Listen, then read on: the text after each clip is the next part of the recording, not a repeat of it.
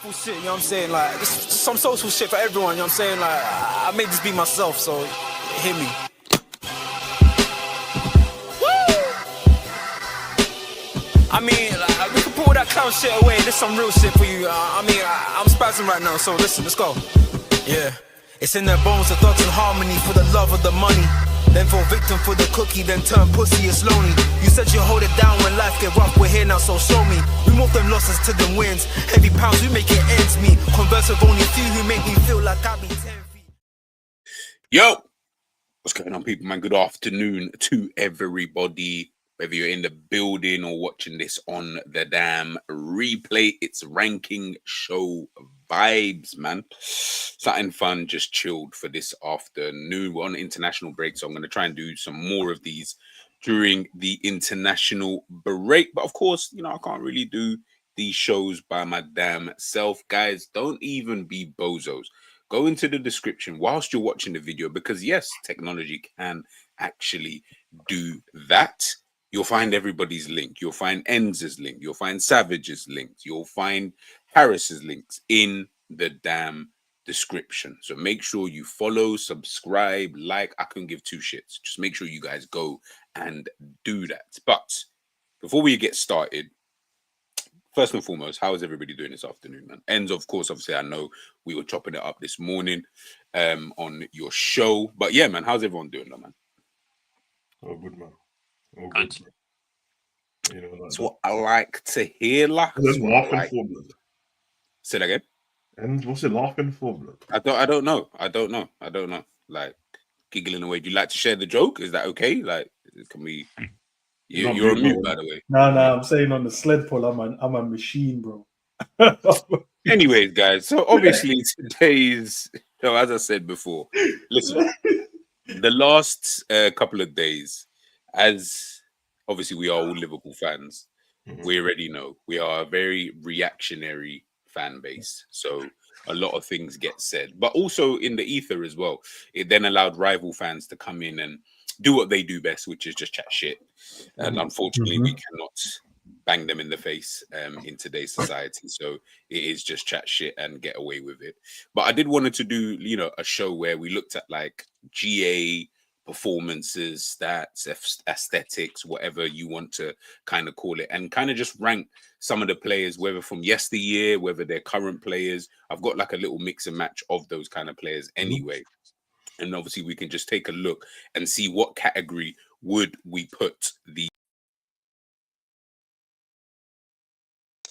So let me get all of these guys back in there. Boom, boom, boom. All right. So obviously these are the categories. Let me get this up there. Let me know if I need to make the screen bigger, whatever.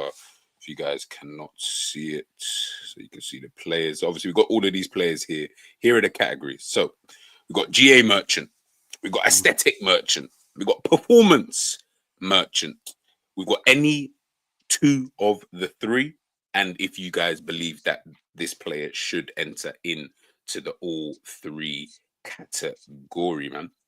Just before we do start, though, before we even go, I'm going to just ask everybody, like, just because we've got, like, different ages, of course, with Harris here as well. So it'll be interesting to hear his viewpoint. But how do you kind of, I'll start with you, ENDZ, and then we'll go to Harris, and then I'll go to Savage. I feel like he's the happy medium in the middle. How do you guys kind of see the game in terms of the way people view the game of today, man? And you are still on mute. My bad. Man got a bit of muscle that don't want to play the game. Bro, it's crazy. You know? Nah, don't do that. Don't do that. You diss me twice. That's twice today you diss me already. Let me live, man. No, on a real, I think the game is viewed in numbers now. It's viewed in codes, ones and zeros now. It's no longer you can watch the game for the entertainment part and go, right, that's a good player, man. It's no longer let me pay for my ticket to go and watch a game of football because I'm going to leave here and watch fantastic football, some good skills, some great goals. And yes, I want my team to win. But at the end of the day, I want to see a bit of entertainment. How bad it is now, people are going to games and watching it through their phone, which is crazy to me. How bad it is now, you can watch a game and we can all see the same thing happen and people are going to share difference in an opinion. even though factually you've just watched what you saw, and we've all sat here, and then they'll make up excuses and bring you back to yesteryear. And yeah, it's just viewed through numbers, and it's viewed through, player FC now. It's no longer I support this team and I support everyone within the team. It's now, this is my favorite player and bun everyone else in the team. That's the way I see it now with the fans of today. Good points, man. Harris, man, what about yourself, bro? How do you, obviously you're you're the youngest one here on the panel. Like, how are you kind of like viewing the game from your standpoint? Maybe your friends or whatever. Like, how do they kind of see it? Or yeah, let us know, man. Let us know. I think I see the game as very robotic now. So let me give an example. So when I watch Arsenal games, I feel like everything's so robotic. So for example, you'll have some players, they have to pick up certain positions. Like if you look at Hazard at Chelsea, I don't think Mourinho or Conte was saying, "Oh, Hazard, pick up this position in the half space, and do X, Y, and Z." Hazard was more free roam, do what you want, see what happens, and that's why people will pay a lot of money to go and see him. Yeah, when you look at the likes of like Saka, for example, or like an Odegaard, or even like a KDB nowadays. KDB lives in the half spaces. You'll see him make a run, low cross, goal from Haaland. It's all robotic. Whereas back then, if you look at back then, some of the goals that were scored, it's all from people creating their own chances. So, like I said, Hazard, you would even get like Suarez, him creating his own chances. Even like Coutinho. I'm pretty sure I'm forgetting a lot of names, but I think in today's era is quite robotic now. So you'll see a lot of GA merchants, especially in the Premier League, rather than actual tech or great outstanding footballers. So I think the quality has dropped, in my opinion. Interesting viewpoint, man. Interesting. Savage, man. What about yourself, bro? Like, obviously, I know we've also kind of spoken, but yeah, man. If you want to elaborate on it or whatever. Yeah, I think it's I think the entertainment element from football's gone. So now we're getting like creative narratives and storylines and stuff to and VAR decisions and all these things to make up for the lack of quality. Obviously, the end result's always going to be trying to be the most efficient. But I think the crossover, it's not this, by the way, but I think the crossover with American sport and owners coming from those regions of the world and buying football clubs and employing people, and because they're not football people, it's all based on certain data. They don't have to watch players as much anymore. They can read lists and get AI to transmit certain things. I think that seeped into our game now, because I know you're the same as well. I enjoy other sports. Yeah. You know what I mean? I enjoy it for what it is there. I don't want football to be the same. That's the reason why I watch that sport. Because I can go, you know what I mean? I don't watch baseball like that. I can watch the Major League on a one-off. I know what's going on there with the data. I watch NFL. I know what's going on with the data. There's a bit of a mix there as well. I watch football for a certain thing, but yeah, it's taken the fun element out of it, and it's taken the fun out of conversation about football as well. Because I don't know about you, like, I shut down, bro. Like if we all jumped on the panel now, you've done a couple shows over the last few weeks, some rankings and stuff like that, and it's all interesting conversation, bro. If you man just started talking about, Savage shut up because Rooney's GA that season, I'm like, oh, okay, well, you win then, innit? Yeah, you know what I mean, I know that the what we see with our eyesight is it's not accurate. You know what I mean? Because when we say stuff back, we all see something completely different. But isn't that the fun of it, though? You know what I mean? One thing definitely happened is the person scored a goal, but we all saw it in different ways. We exaggerated it or we undermined it. You know what I mean? It was from this distance, no, it was from this distance. Oh, Roberto Carlos' free kick, we went to the corner flag. It really didn't. It really didn't. But it sounds dramatic. But if it's just going to be GA and that, bro, then all right, man. Enjoy them conversations on your own, blood. Sit in a dark room and cry. Sit in a dark room and cry, man. Jerry, man. I don't know if you're there, my bro, if he's there. Yeah, I'm there. What's going on? We say, man, good afternoon to you, my bro. But yeah, man, just obviously, like we've spoken in the last couple of days, especially, but just in a general sense, like, how are you yourself, and how do you think people are viewing football today in terms of like what lens are they kind of looking through? I think the way to best describe it is what football's become is, because everyone's there's so much money involved. People are chasing the result. They're chasing the win. They're chasing, the next Champions League, the next Premier League, and ultimately you've had a couple players in Messi and Ronaldo that have skewed what it is to be a good player because of how impressive they've been in terms of goals and assists.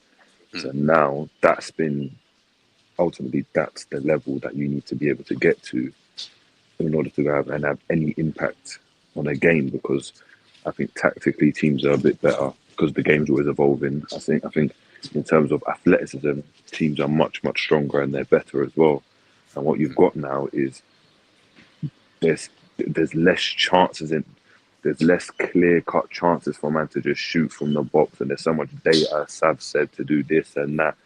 Now you've got to be super efficient, and ultimately the players that are going to be the best in the world are the ones that are viewed as being efficient. So I'm looking at it personally, I'm like, from a standpoint of just watching the game, if you just enjoy it and you're not a fan of football and the tactics and all of that, you're not really going to enjoy it as much. If you went back in the day, people were trying things. The best way to describe it wasn't as professional as other sports. If you look at the NBA and the NFL, they're so professional, and I think football's just transitioning to that because it's become more global, because we become stronger, faster. Everything's more efficient as well, and ultimately we want stuff now, innit? So we're not here trying to allow someone to grow into being this baller. We just need you to be efficient. If you're not that, get out and get someone else in. And I think that's the level. That's where we are at with football, man. No, man, again, good points, man. And Mike's, big up Mike's, obviously, for joining us.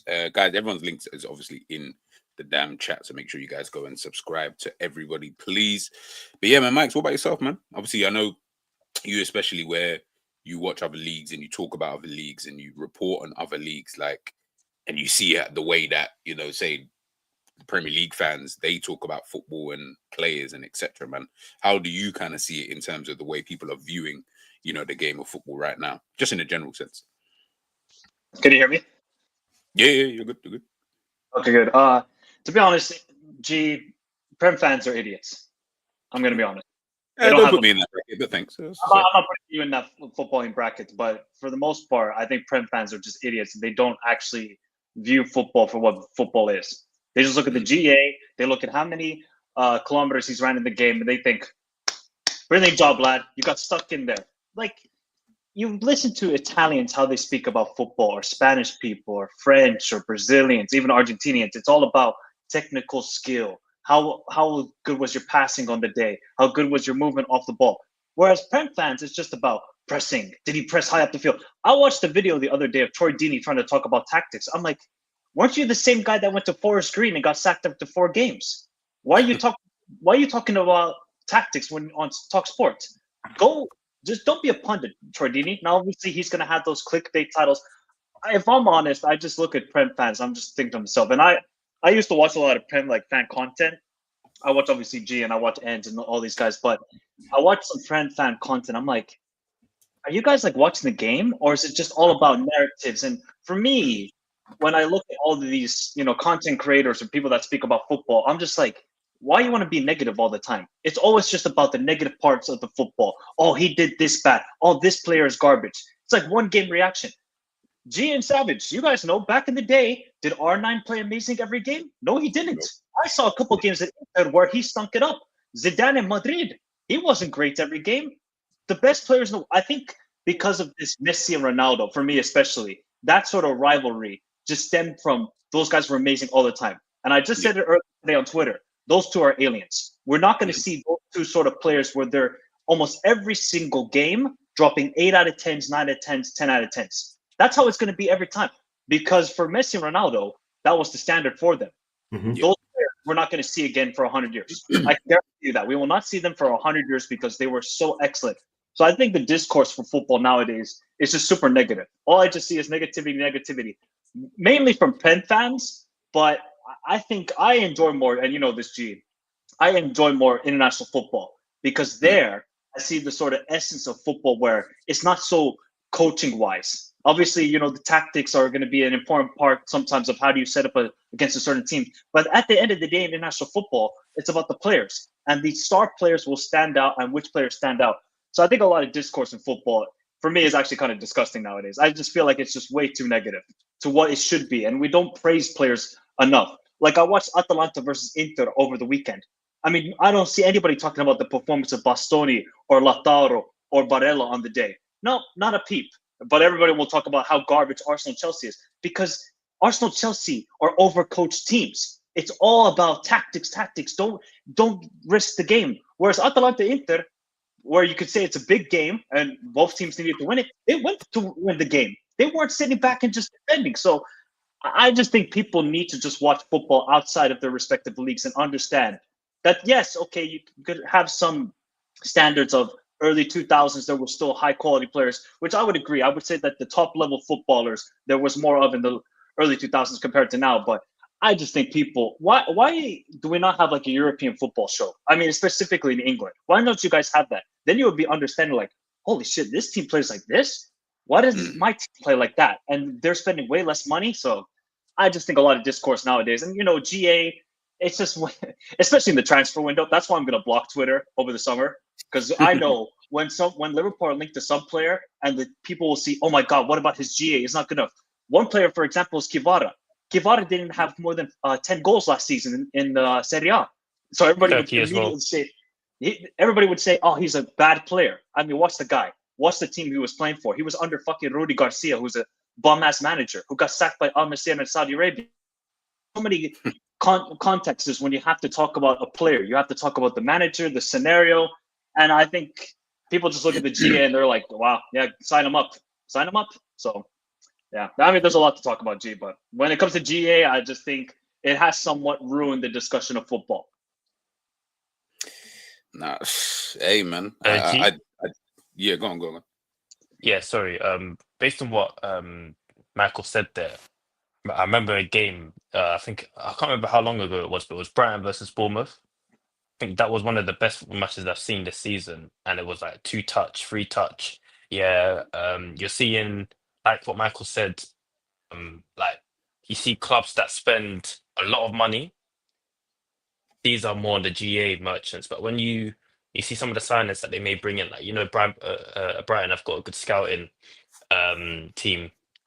They bring in really good footballers, and then when you're seeing the football that's being played, yeah, especially when it was Brighton versus Bournemouth, I think it was a couple months ago, you're seeing the level of how technical some of these players are.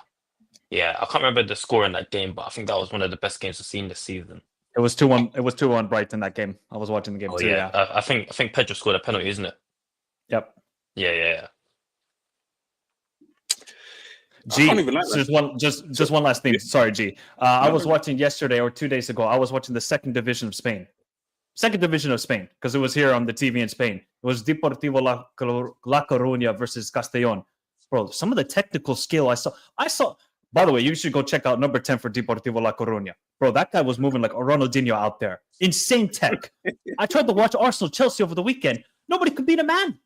I mean, nobody even wanted to attempt to beat a man on one-on-one situations. The problem you've got to that is in leagues where the game's slow and we talk about the technical aspects and stuff, you're able to not only develop that, but it's able to thrive in those conditions. The problem you have is, unfortunately, where the Prem is concerned, and European football more so at the top level, you are coming against players that are, because of all the data and stuff, they're outstanding athletes. And ultimately, there comes a level where your athleticism overrides anything that someone can do technically. Because if they cannot, it's like with Liverpool the other day, Gravenberch, McAllister, maybe Somerset in his own right, all these players, you look at them and say, yeah, technically they should be better than man for that midfield. But if you get bum rushed and you're not on point and it's not 100% perfect, then you're not the best of the best. You are going to get annihilated. And Liverpool have proven that. And Jurgen Klopp's whole philosophy was based off that. We might not have the best players on the pitch, but if we can outlast you and outrun you and be more physical, there's nothing that you can do. And Liverpool at their best done that when they went up against a Guardiola and beat them in Champions League games, and how we were able to win the Premier League and do this in the Champions League. It was all based around the fact that, yeah, you can have technical ability. And for me, I love that. That's the best thing I like. But ultimately, someone stronger, faster, bigger than you, quicker than you, and they've got 60% of your technical ability, it doesn't matter because you can't match them. And that's the problem you've got. So when you go lower down, there's plenty of ballers. But if that Deportivo de la Coruña player came to the Premier League and had to go up against, you know what I mean, a Soboslai, he might struggle. I'm not saying he would because I haven't seen him, but he might do. And I think that's the problem you've got, especially when teams want to win now as well. My rebuke to that, though, Jerry, is most of the time the Champions League winners are the technical teams. I think they're a mix of both. They're not, when you look at it, they've always been a mix of both. Look at Vinicius, he's technical, but he's rapid. He's ridiculous. Apart from the Barca team, and then you're talking about a team that had Messi, which is the GOAT, right, in my opinion, is you're looking at players that, like, not only are they the best, they're able to last, they're able to run, they're able to go and do this, and the game's transitioning towards that, and they have the best of the best technical players.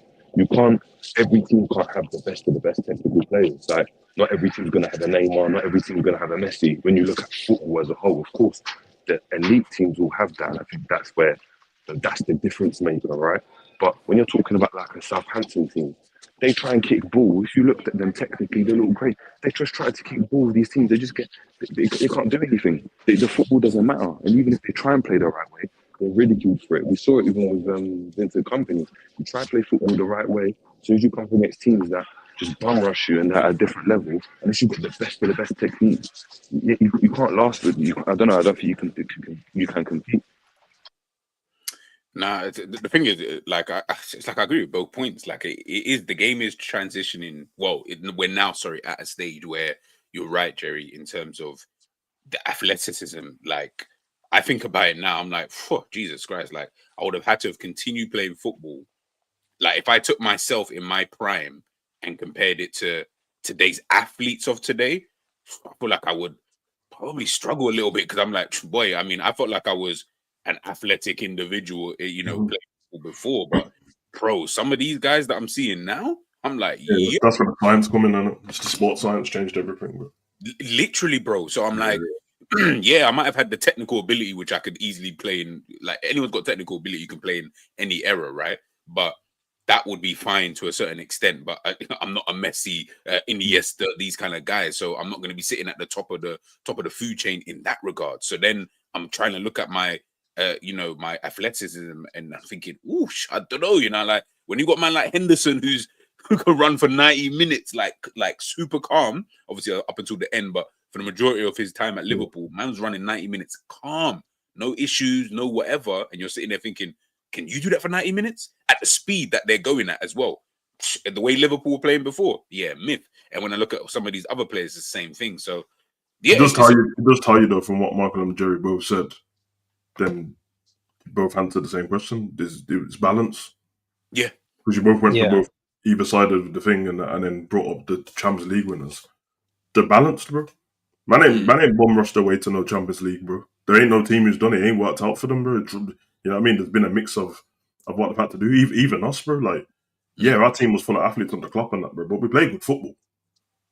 It weren't just Champions League, definitely. It weren't like just stinky football or anything like that. So that is the balance, because Everton's flipping up their athletes, all big players and that, fast players and that. They ain't winning shit, bro.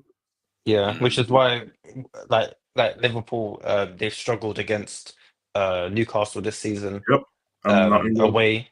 And I think you see the Anfield game where we won 2-0. Joe Linton wasn't there, and Joe Linton, he has played a big part in the 3-3 game and then the final.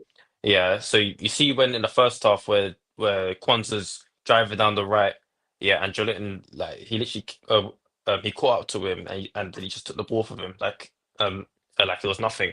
It just shows the physical levels of some football teams that we struggled against. Yeah, because this Newcastle team literally reminds me of Klopp's Liverpool in terms of the physicality. Of we may not play you off the park, but we're gonna rush you. We're gonna be on your touch. Yeah, and then if you look at the profile of midfielder that we have, yeah, we've got McAllister and Gravenberch as a pivot, and think you see, like for example, someone like McAllister, he was definitely told through the academy, if you're gonna make it as a footballer, then you have to be aggressive and you have to be on the front foot. Yeah, otherwise your technical ability might not be enough to play in a league such as the Premier League. Yeah, but you don't look at McAllister and say, "Oh, I'm shook of you." Yeah. So when you look at Gravenberch and McAllister as a pivot, yeah, no one's looking at them like off the ball wise, thinking, "Oh, I'm kind of concerned today." You may look at Soboslai, yeah, but when you compare it to the midfields now, Everton's midfield, Newcastle's midfield, they're all physical, which is why Liverpool have struggled against them this season. Yeah, Newcastle midfield has the balance. Yeah, I was just about to say, I feel like they have the perfect kind of balance in that mid, because they got the technical ability from, say, Tonali and Bruno G, even Jolins to a degree, but let's just say the first two. Yeah. And then you've got the physicality, the athleticism from all three, of those players. So, no, Harris, you're right. No, 100%. This is why and I think, I know this is not a Liverpool topic, but just on that quickly, I think that's what's then frustrated me so much about Liverpool and in recent seasons, is that it almost feels like you're always dropping points or losing to the same kind of team. It's never like, like, I wouldn't mind, I don't want to lose, but I wouldn't mind if it was like you just lost randomly, if that makes sense. I.e., it's a different type of team. So one week you might just lose randomly to Palace, but then the next week you lose to, I don't know, like Bournemouth or whatever, like just a different type of team. Whereas I feel like with Liverpool, it's always seemingly, more so this season, but it's seemingly like, it's the same kind of team. As soon as that physicality, a team who are ready to go man to man, it's like you just shut down, as an individual. Which is why we struggled against Arsenal in recent years. Yeah, because of how they set up. They set up the same as Atalanta when we faced them last season, man to man, aggressive. They make us go long, and then you've got Jota who's trying to win headers against Saliba, Gabriel, etc., and it's just not working. So we haven't adapted our way to play against those teams, which is why we've dropped points to Nottingham Forest, who employ Ryan Yates, Anderson, Dominguez in midfield. Yeah, those midfielders that are willing to put in the extra yards, the tackles. Yeah, we struggled against them this season, and we got to see what we do in the summer to see if we go and sign maybe a different profile of midfielder. Yeah, to see if we can try and overcome that. But that's why you see us struggle and drop points this season. It's because of the profiles of teams that are different to us and who are more physical. No, man, I agree. This is why you guys should just be Barca fans. But alas, we will talk about that another time. Listen, man, look. So as I said before, at the beginning, I've told these guys offline, look, I've got you can see the players here. I've got like a mixture, some old school, some retired, some obviously currently playing. Listen, I could have added like 100 more names. I even had to cut from the original number that I did have, and you guys can see the category. So without further ado, let's just dive into this. Saka. What category would you put a Saka into? GA. Nah. It's a bit disrespectful to Saka, man. I'm not going to answer unless there's like a tie of anything in it. So I'll let you guys do your thing. Like, whenever I watch Saka, he's not someone that will get me off my feet. If you look at his assists, they're from set pieces, or they're from that trademark cut in and whip it far post. Like, he's quite robotic, in my opinion. Yeah. So if you look at if you look at the system that he plays in, where he has the 1-2 with Odegaard, it's all programmed. Like, Arteta's told Odegaard, all right, you pull out, you create a 2v1, you make that movement, Saka goes there, goal. Yeah, like, you will never see. Proves that his performance is there then as well, doesn't it? That's what I was thinking. Like, wouldn't that prove that much that he? And I feel like for Arsenal, he is that. Yeah. I would say he's more GA because he does get a lot of GA. If he wasn't getting GA, then you could say he's performance. But because he gets GA, like he's on like 10 assists or something, and he's been injured for practically majority of the season, and he's got more assists than certain guys that we employ. Yeah, and other footballers. So I would say he's more GA. I'm gonna go 2 out of 3 for Saka. His performance is always there. Yeah, I don't think that's ever in question with Saka, man. He battles through these games, bro. He's a big cog in the system. And then he does get their goals and assists. He's normally the highest goal scorer. They don't really have a striker doing anything, so I think he's got that there as well. The aesthetics, I won't give it him only just because it comes out every now and again, and I feel like if you're an aesthetic merchant, it will be more often than not. Yeah. But he simplifies his game and it works for him. So I'll 2 out of 3 for Saka for me. What about you, Max? Yeah, I'd probably go 2. I actually really like Saka. I think he's a quality player. Yeah, I think he's hampered by Arteta, if in all honesty. I think if you put him on a Real Madrid or Barca, even Atletico, I think this guy would shine even more and people would rate him. But because he's at Arsenal and it's very sort of systematic football, look what he's done for England. Remember that bad boy hat trick he had against North Macedonia, that volley he had? I'm like, what? You crazy? Or that equalizer against Switzerland? That's not systematic. That's a quality player right there. I think he gives performances. I think you could say maybe more aesthetics you would hope for from Saka. I just think he needs to maybe move away from Arteta, and you will see a much better Saka. I think he could be like a Robin later in his career.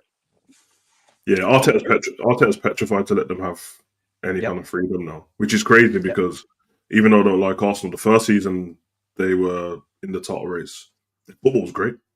Yeah, this is not the really football. That was exciting football. They were mashing teams up from early in the game. They had a bit of everything. Yeah. Do you think then? So obviously I put him there, and I agree. I had him in any of the 2 of the 3. To be fair, do you think the reason that is though, Savage, is because obviously he's worked under Pep Guardiola, so he's seen titles, however many seasons he's been there. Yep. Do you think he's kind of got it installed in his head? You know the old saying, defense wins titles. 100%. Do you almost feel that he's kind of said to himself, you know what? What's going to separate us from a City, as an example, is they've got the better coach, they've got the better manager, better players, and would I say somewhat style of football that he's kind of originated. But guess what? If we can just be hard to beat, we've got the players in Saka, in the Martinellis, the Havertz to just make the score on the whim. Do you think that's kind of played into his head? I know it's that because Maresca's got the same thing, bro. And I heard him speak the other day, and he said they asked him in the press conference about the goalkeeper and some other players. Someone have to correct me, and he said, "Listen, Enzo." Yeah, Enzo. He said, "Listen, if I told Sanchez to play the ball out, so if he goes long, he knows he's coming off the pitch." I was like, brother. That's why I'm watching this kid make mistakes all the time because he's panicking because he wants to kick it. He's shook to he wants to kick it long, and you're telling him he has to pass the ball. So that's why when people say why is Sanchez still playing when he's making mistakes, because it's coming from the manager. The manager knows what he put him in there for. So the thing with Arteta, I'll be 100% honest, even as a Liverpool fan. If Arteta kept the same style of play that he was playing that season, which was only 2 seasons ago, judging on how we're playing this season, they probably would win the league. Yeah. I think so. All they would have to do is buy just a decent striker. Yeah. For the numbers. A box, someone who can play in the box. Yeah, they would have won the league. Chris Wood that's the season when they came to Anfield and we got the 2-2 in the end, but the match was up in the first half. It looked like the game was over. It wasn't even a contest that first half. It wasn't. Then they finally beat City that season as well. They smoked Chelsea. They smoked United.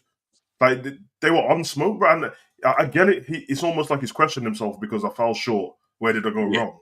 Yes. And then he's gone, I'm an extremist, bro. I'm going to change everything. I'm going to get big defenders. And I'm like, brother, that wasn't your problem at all.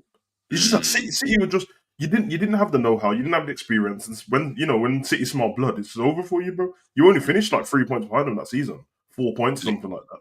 So they should have carried on. They didn't. I'm glad they didn't because they would have won the league, but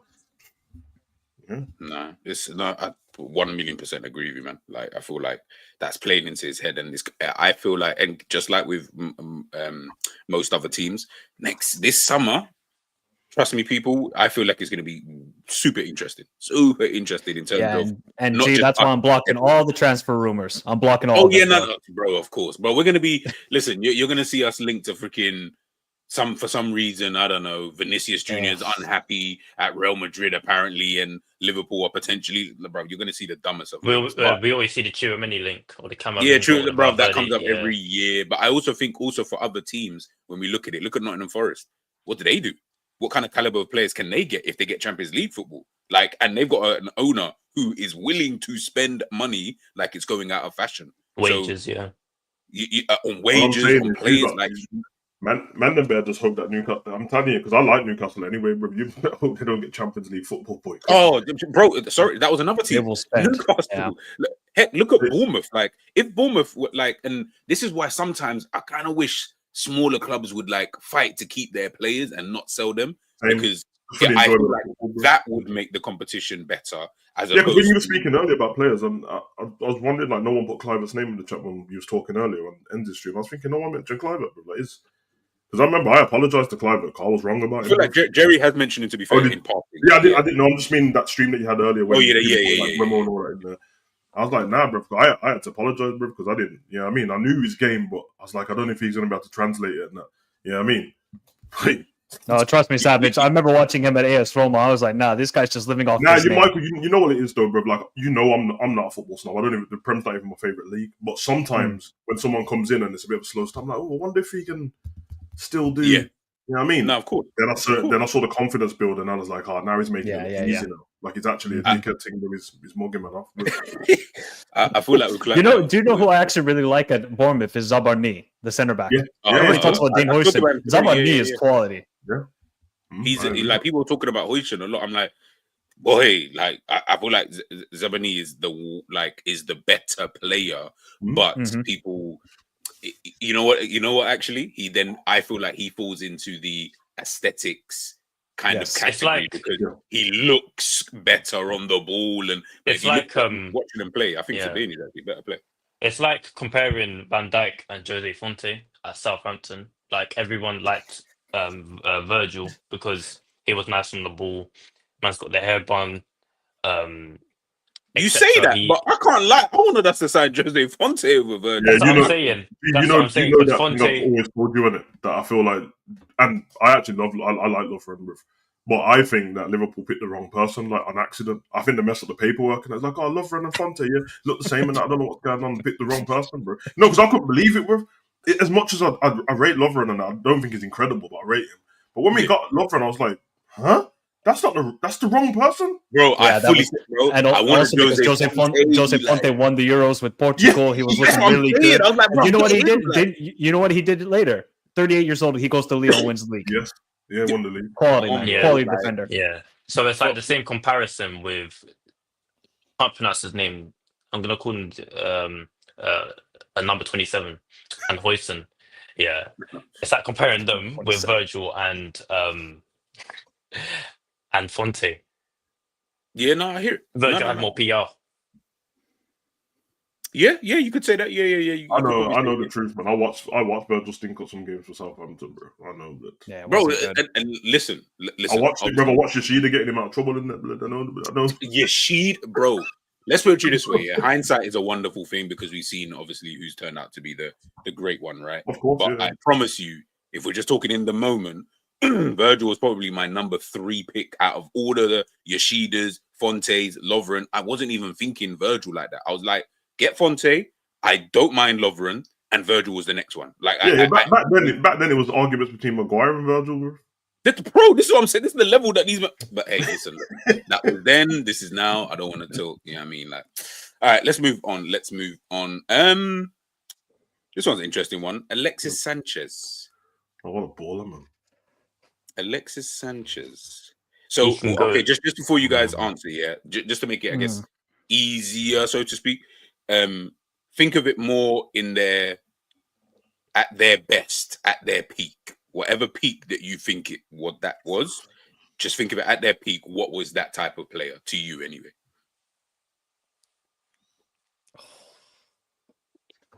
I almost say everything. I to be got honest, Sanchez at everything, bro. yeah.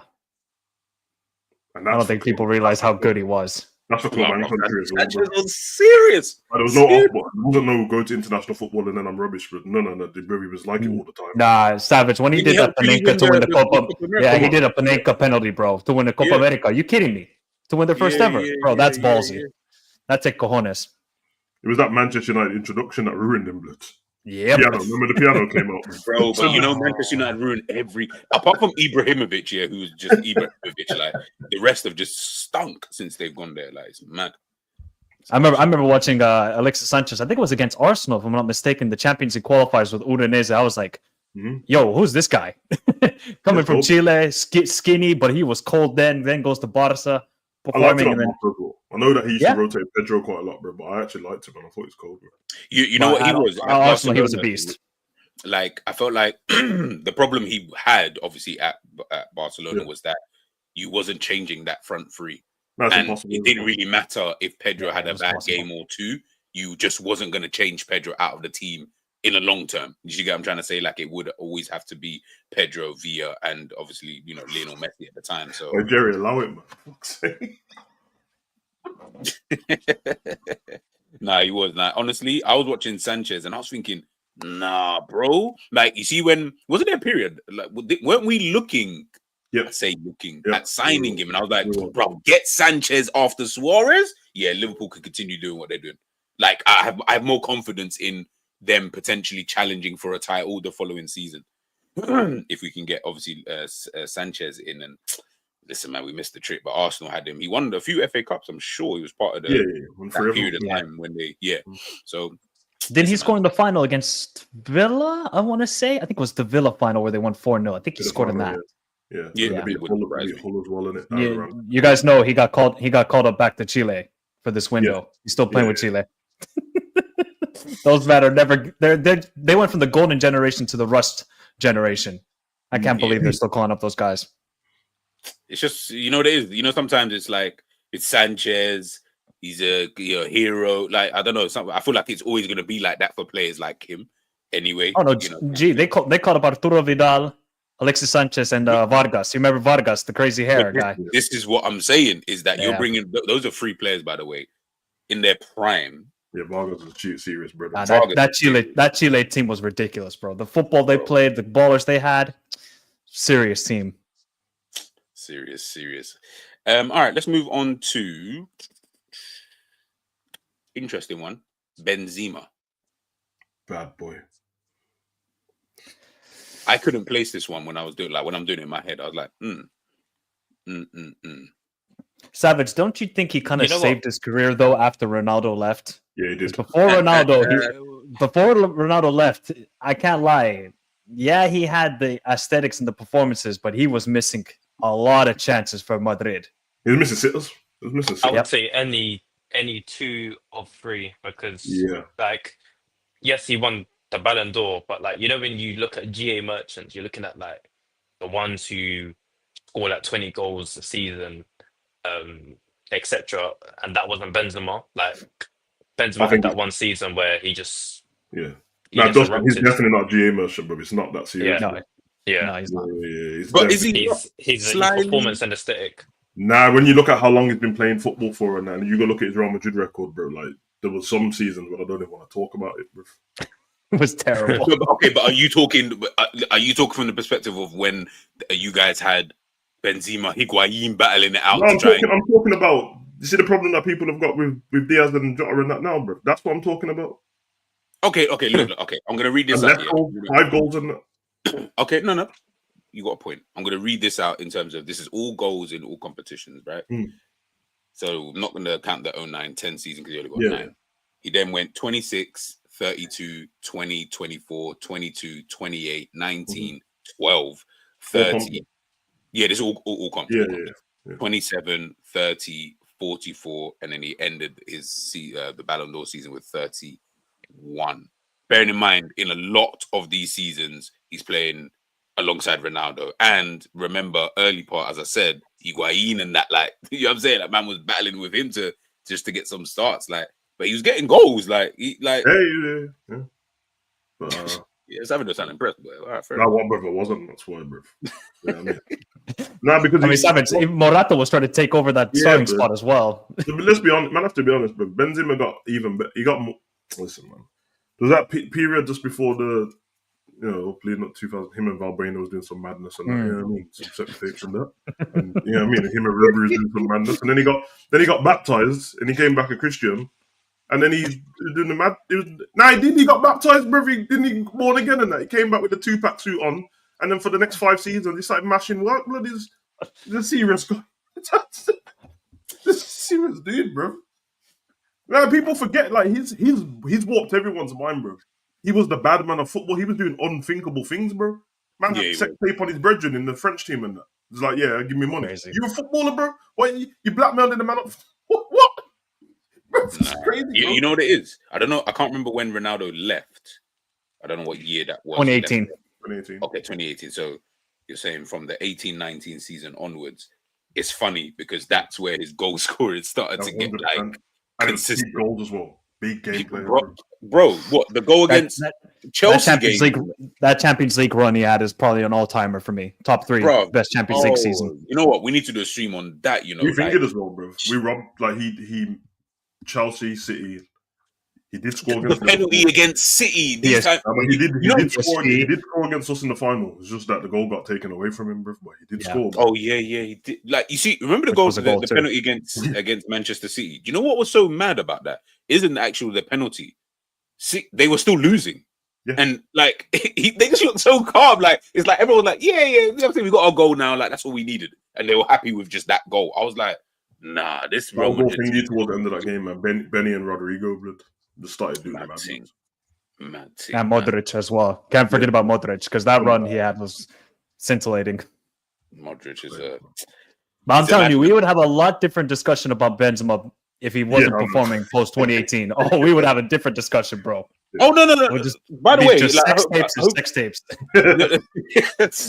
Well, King Kardashian boy. Nah, like I think I agree with you. Like I've always said about Benzema, I'm like, yes, in totality or overall, you're like, yeah, of course, brother. He was a good player in that, but I feel like he was slightly overrated because of how he ended his career. So obviously, he ended like I'm at Real Madrid with a Ballon d'Or, and then he keeps it moving, which is the perfect way, by the way, to like one of the coldest Ballon d'Or to win as well, bro. I was hearing guys say, "Oh, he's the best striker of his generation." Oh, he was better than Suarez. Yeah, I was like, what over Suarez and Lewandowski in that? I don't know about all that. Never. I don't know about that. All right, let's move on to this one is always funny. Bruno Fernandes. I was only speaking about him yesterday, man. GA merchant. I think he's underrated. I think 2 out of 3. Yeah, I think he's underrated, bro. I think I've seen more bad performances from Bruno than good performances. I want to ask you this question. I think a lot of people is the whole of Man U's team bad when you're watching them? No, but to be honest, he's never really been a standout for me. And to be honest, I've never really liked him. Not because of his character, but because of his play style. Like if Trent was to play in midfield, he would be what Bruno is. But Bruno has more work rate. Like in terms of on the ball, in terms of on the ball, if you look at Trent can't score the goals like Bruno can score goals, bro. No. I'm talking about like treating the ball like a bomb. For example, you see all of the hoofing the ball forward. Bro, have you seen some of the passing that Bruno Fernandes has done, bro? I think have you seen some of the passes that he's really overcooked? He definitely suffers from this generation, bro. Like he feels like that. See that around that 2010 time when Mata and all that was around, Bruno would have been fine then. Bro, but this new one, where it's like everything's so regimented, it's like, bro, we can't have you giving the like if you watch a Man U game with your eyes and then go check the stats after the game, it's gonna tell you that he gave the ball away bare times, isn't it? He also would have made the winning assist and rasped one in the top corner and done some other kind of madness, bro. Like it's a weird player. I know that Harris didn't say that he don't like him in terms of his character, but other people seem to not rate him because they don't like him anyway. You know what I mean? He's not like a likable character. He seems to throw his hands up. Yeah. I just don't like his playing style. Like, I just think whenever I watch him, I was thinking, why are you treating the ball like a bomb? Yeah, it's like every time it's a Hollywood pass or he's trying to really overcook something. Yeah, and then when I look at like the other midfielders that guys are trying to compare him to, like they're trying to compare him to like Scholes and everything. Like I was thinking, like he's nowhere near that. Yeah, like he's a GA merchant. Like, he gets GA because he takes a lot of risks. Yeah, like he's willing to take like a 25-yard shot. Yeah, where we employ Soboslai, who's not willing to do that when he was But at he's got the like ability to do that though. The ability, he, Exactly. yeah. he's got the ability to do that. But how many You guys times see have I seen Bruno's him try to highlights, do? bro. They're all penalties and screamers, bro. Oh yeah, there's screamers, but there's how many times he's tried to put it in the top bins and it hasn't gone. Yeah, like I've seen that many times from him. Yeah, so I can't even say he's a performance guy because of the team he plays in. Yeah, like if I Fair. look at all the Man United players like over the years, I wouldn't say that he's been a consistent performer. Yeah, because there's a reason why Sky Sports are always talking about him. Yeah, like after matches are his No, it's attitude, only Roy Keane we're etc. talking about him. Only The Roy rest, Keane. Roy Keane just got some the rest of the agenda panel, against the rest him. of the panel rate him. Because Roy Keane wants fucking man like Nicky Button, them man in his Yeah, midfield. because he wants blood and guts, bro. Yeah, bro. Like Roy Keane is Passion and bro. So, you said so G, unbelievable. Like Pogba's bro. been a more consistent performer than him. Yeah, for Who you United. say? Pogba. Hold on, who did you say? Who did you say? Yeah, Pogba, yeah, but not for United. Nah, no no, way. no. In For fact, Juventus, it's yeah, not okay, even all day, No, every day. Juventus 100%, but not for United. Pogba's my bet. Is way better to me. Is one of the better players, but in terms of player. But if we're talking talking about for the United career, no. nah, it's not even close. It's So not even G and Savage, would you Where would put? United be without Bruno, bro? close. I was just gonna say, would you put him in like aesthetic or performance merchant? Sly had him in 2 out of 3. I know. So I was saying GA, of course, but then would it be Yeah. either performance or aesthetic for you I think guys? it's performance. Yeah, I was gonna more performance because Yeah, I the think aesthetic thing. But then slyly though, I would go Slightly. slightly more towards the aesthetic Yeah, because he I can does understand have like he does have the techie passing and he's shooting when he gets that free right. kicks, everything. Yeah, you might be right still. I think it's aesthetic Okay, more than look at performance this, because you can talk about performance where he doesn't show up all the time for Man United. I would agree with that. To be honest, I've never thought Bruno was world class, but he's like on the cusp of Yeah, I it. don't think it's what. Yeah, I think if he went to like I don't know like a Milan, even like I a think he raised Dortmund, his I best think years at he United. would cook and people would rate him higher. If everyone remembers Bruno before he got to United, he's wasted his best years at Manchester United. Yes, no, bro, 100%. he's definitely. But look at this here, and obviously this is, I guess, for the GA side of it. Yeah, he's played 277 games. He has 95 goals, so he's 5 goals away from 100 goals for United, and he's got 81 assists, bro. See, Bro, where would United be without this And brother? look at the forwards he has had to play with. What, Hoyland and fucking Martial? Man is saying that's him not being consistent.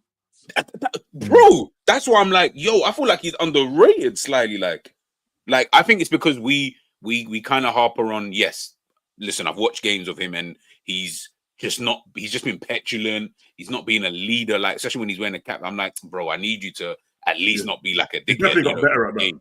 Definitely got better at being a captain. Yeah, he's understood. I think he's understood it. Also, man, I've taken into account like he's had three managers while he's been at United.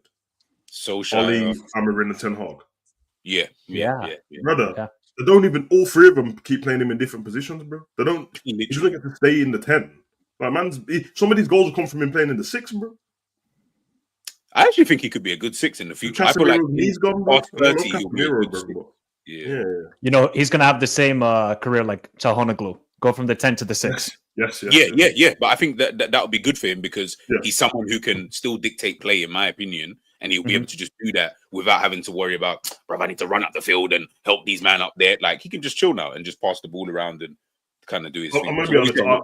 I won't put him with the aesthetic one just because he gives me the no disrespect before anyone. I don't want man catching me in Luton and trying to stab me. All right, I'm just saying. On the ball, aesthetically, he gives me like Salah vibes and that. Like sometimes it's messy, but sometimes it's really good. Like it's really great. Yeah, Salah can either like rasp one in the top corner. Sometimes Salah has the first touch of a god, and sometimes it's shin ball and that. Who was that to? You passed the ball to the stewards and that. I'm not trying to see it, bro. So, but I still will go 2 out of 3 because I think the performance and the thing is the GA. But yeah, I'd agree with that, man. Man, that Bruno, man, what could have been if you just didn't go to that shit club?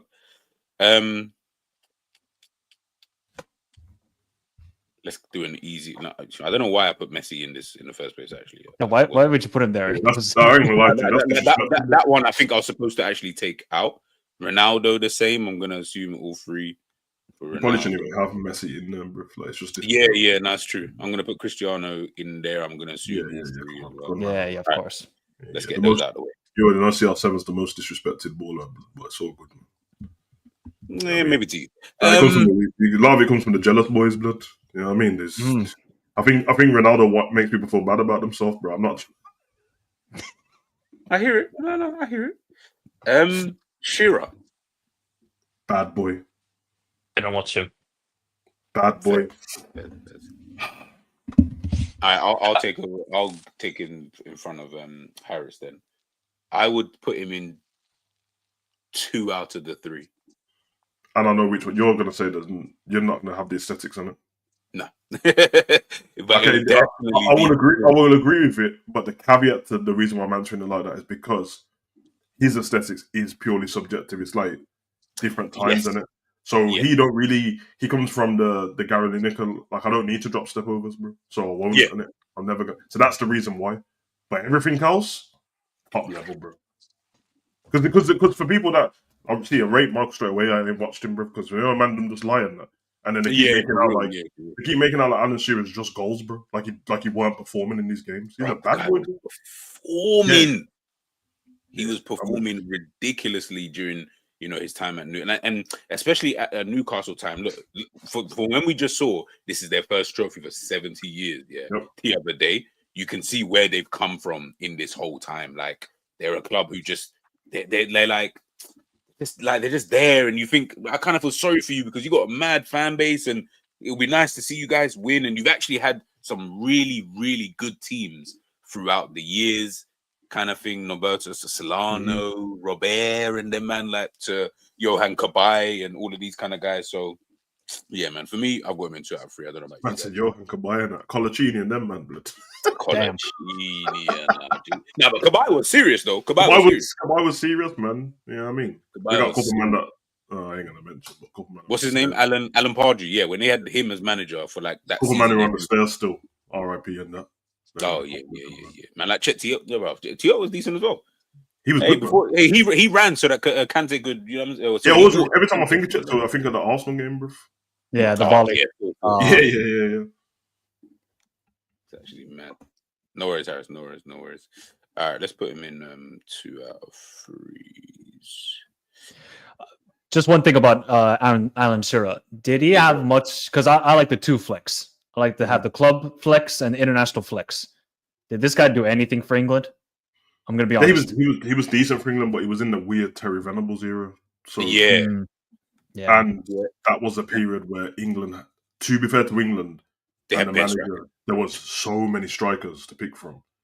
That's when Ian Wright wasn't getting picked for the England squad back then. Bro, Ian Wright wasn't getting picked. Robbie Fowler wasn't getting picked. Like Robbie Fowler, Teddy Sheringham. So it was a myth, bro. So he was decent. It was only really when Owen came did he was getting like this consistent. Him and Owen would play. Then Owen took over that anyway later on. So Owen felt like he would have been obviously without injuries, he felt like he would have been in England's best international footballer in terms of attacking. Because remember, Owen had a really good record and Crouch as well. Crouch was pretty dope for England. Yeah. No, he was. Whoa! Stop the show. Bring up Dustin's comment, bro. We can't. But that's why I was like, huh? No, we can't allow this kind of blasphemy. No, we got G. You have to ban him. I'm sorry, you have to ban Dustin. Dustin, it's all love and that, but you might have to be timed out something, bro. I can't. You got to go do laps or do a wall sit or something, bro, for this. Bro. What? Dustin, they're like, I don't know what I could tell you to make you change your mind, because I shouldn't have to say anything other than it's just Lionel Messi for you to say aesthetically. I don't even know. By the way, Savage is a Real Madrid fan. Yeah. So Barca are his ops. So I promise you, when he says he's not happy with that, you're doing something wrong, bro. You're doing something wrong. I can deal with people saying he's not their favorite and that, bro. See that? Yeah, bro. They're the man that go like, don't know, Beyonce and Rihanna, they're ugly anyway. I don't really. Man, stop. Yeah, I'm like, what? Like, they don't have to be. They don't have to be your favorite girl and that. But stop the foolishness. yeah, bro. Like, really? Like Messi? Like Messi and Ronaldo? Like that's why we just blew straight past them because it was like I don't need to. No, you see what I mean? He said, "Nah, I'm good to the Rihanna and Beyonce." Nah, bro, he's taking the piss, bro. That's yeah. I feel like you're just trying to rage bait. Let's move on, anyways. Cole Palmer. That's a tough one. That's why, yeah, I thought that as well. I didn't even know where to put him. I only had him in one category.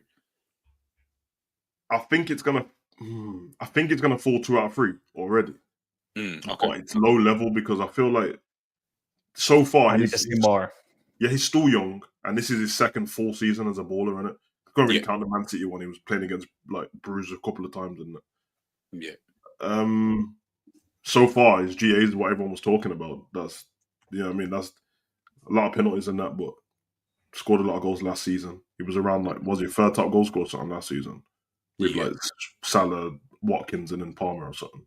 And then this season, I think it's aesthetics and GA, because I think his performances are bad. Like I think he goes missing so much, bro. Yeah, he does. He does. He doesn't just have. I know, like there's players like Berbatov that look lazy, but they're not.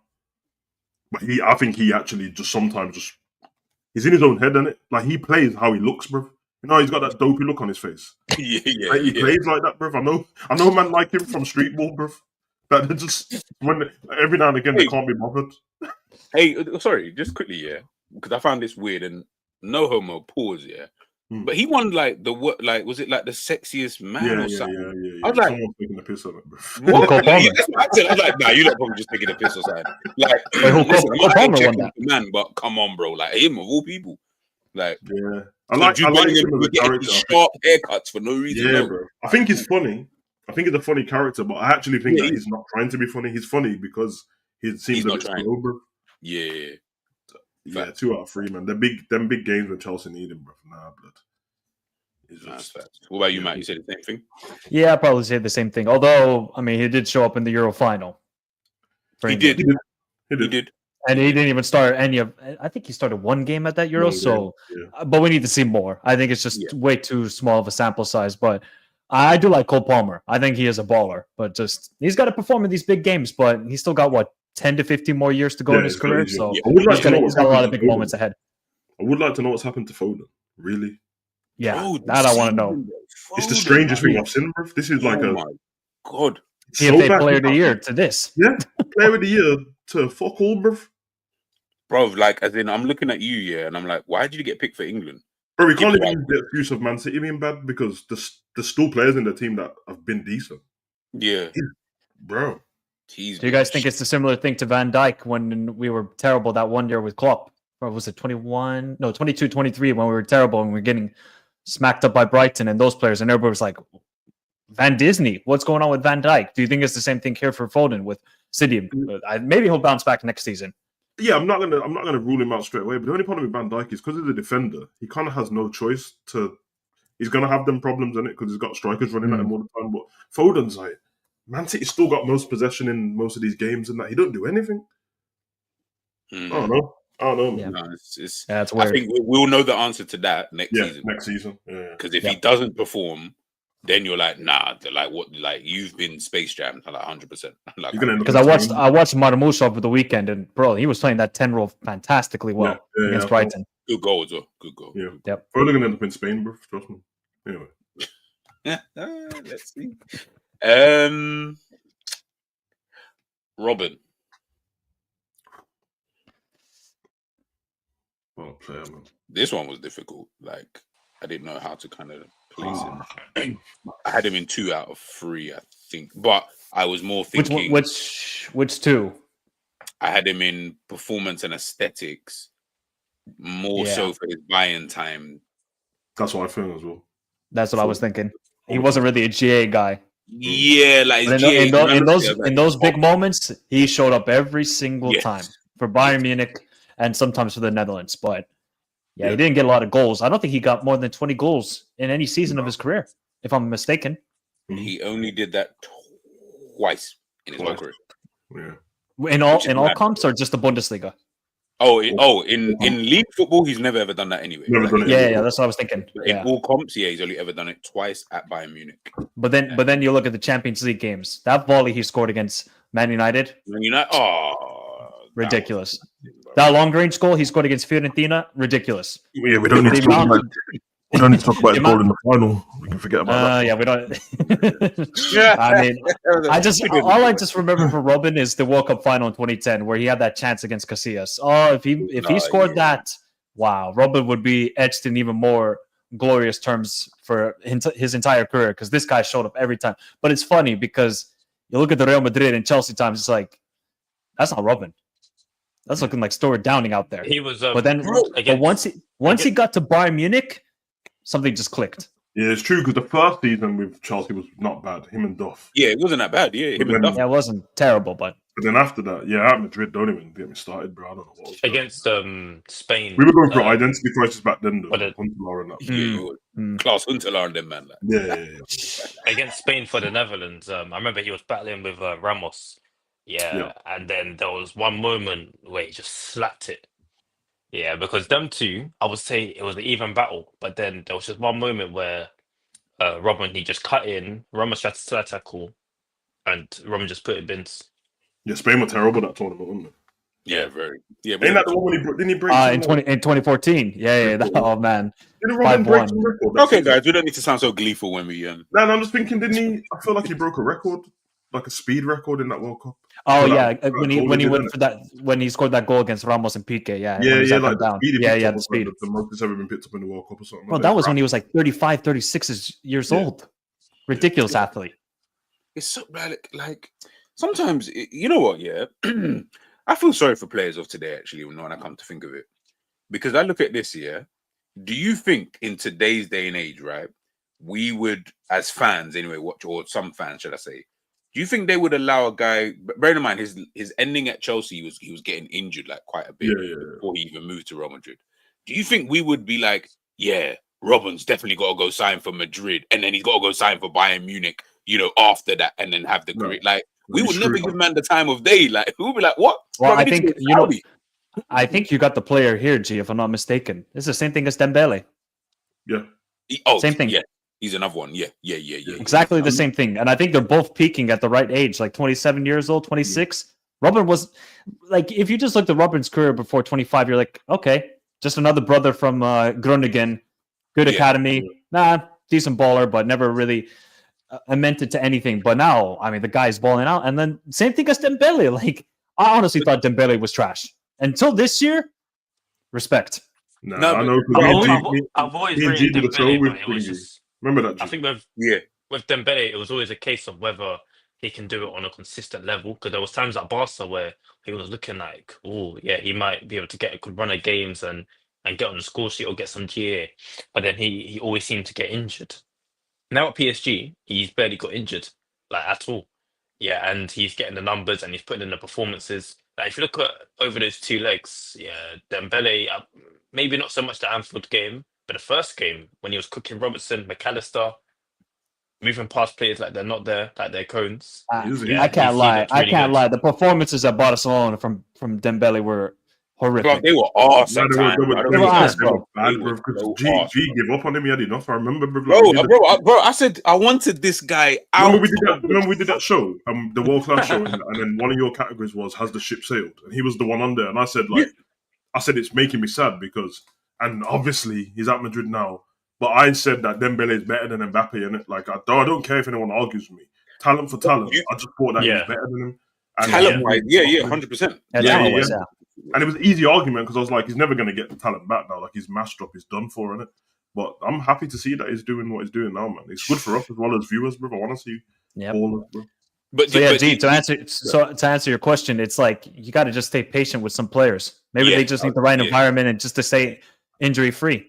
I'm trying to think of like another player in that time now. Patience is gone though in football. Patience is definitely gone. Think about it like this, and listen, I don't think, and I'll stay on that hill, but I don't know what the future holds. Look at the way that we talk about Nunes. Nunes ain't 27 yet. That's true. Like, I'm not saying that he's not going, but what we don't know. For all I know, Nunes moves somewhere and all of a sudden turns into this absolute demon at whatever club he goes to next. And if we're going to be like, shit. It's probably going to happen. I really think he's going to be like Forlan. Yeah. It's probably Forlan at Manchester United, terrible. Goes to Villarreal, balls out. Goes to Atletico, balls out. Uruguay 2010, one of the best world campaigns you will see. I think it's going to be the same thing for Darwin. Yeah, Forlan was smashing work when everyone said the ball was too round, bro. The Jabulani football and that. Bro, man. The way he's okay, we don't need to bring that up, Max. I don't really have great memories from that World Cup as it is. Yeah, sorry, go on. Yeah, where would you categorize Nunes in this? 0 out of 3.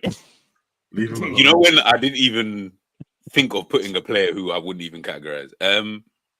If it was last season, you probably could have said 𝐒𝐄 still, because 𝐒𝐄 was good last season. It was decent. Yeah, I think if I had to put him in a category, it would just have to be 𝐒𝐄. It's definitely not aesthetics, boy. I know that much, brother. Will never do that. And the performance would have I could have only have put him in there for his Benfica time. I would have like maybe 𝐒𝐄 and performance really. But that's where like, and I know Michael mentions quite a lot. That's where football snobbery will come in, because if he leaves the Prem and goes and cooks somewhere else, all everyone's going to be like, oh yeah, it's Bundesliga tax. It's and I'm like, I don't know why people keep saying that, because that you're basically trying to say that the other leagues are not as good, and that's why he's doing that. It's just different styles, but it's not as good. Yeah. But Savage, you know what's mad about that? People, and this is why I always say you literally contradict yourself. People get saying, no, Messi ain't come to the Prem. So, oh yeah, but these times in the Champions League, he's scoring against Prem. Exactly. He had more 𝐒𝐄 than Ronaldo against Prem teams. Yeah, we had all them technical ballers. Me and my brethren was talking about how technical the other leagues are, because when Bojan went to Stoke and that, when Hesse and that went to Stoke, and all of a sudden they look like the best players in the Prem. When Payet was at West Ham, these men are all from different leagues, bro. Yeah, but so I don't know what everyone's talking about, bro. But it's mad because everyone will sit here now, and we will do it as well, but we don't say that. But everyone will sit there and be like, yeah, I want to sign this guy from that league. I want to sign that guy from this league. I'm like, but you just cuss the league, but then you want to sign players. Everyone wants 𝐒𝐃 as an example. These times, nobody rates the Portuguese league, but you want to sign 𝐒𝐃. So do you rate the league or not? Because if you want to sign their star player in that league, clearly you rate the league. That's what I was trying to get across in the chat earlier when you probably saw that it was everyone arguing with me. But I saw you go back and forth. It's because people don't listen to me. Because first I was trying to argue about, because I picked. I said, what about Kudus and Buemo? And then it was well, Kudus is 𝐒𝐄. And I'm like, bro, but you're acting like you've not seen him play football, bro. Like, it happens, innit? What's that got to do with anything? And then he was saying that, we should get Gittins. I said, well, he's not better than Kudus, bro. Like, Gittins is a baller. He's not. Then he's trying to roll off, oh, yeah, well, I'm like, bro, come on, bro. Like, I watched these Dortmund games. He doesn't start either, bro. Just stop it. Yeah, he didn't even start in the Champions League game against Leo. Stop telling me that you've seen all these games from him and he doesn't even start, bro. Allow it.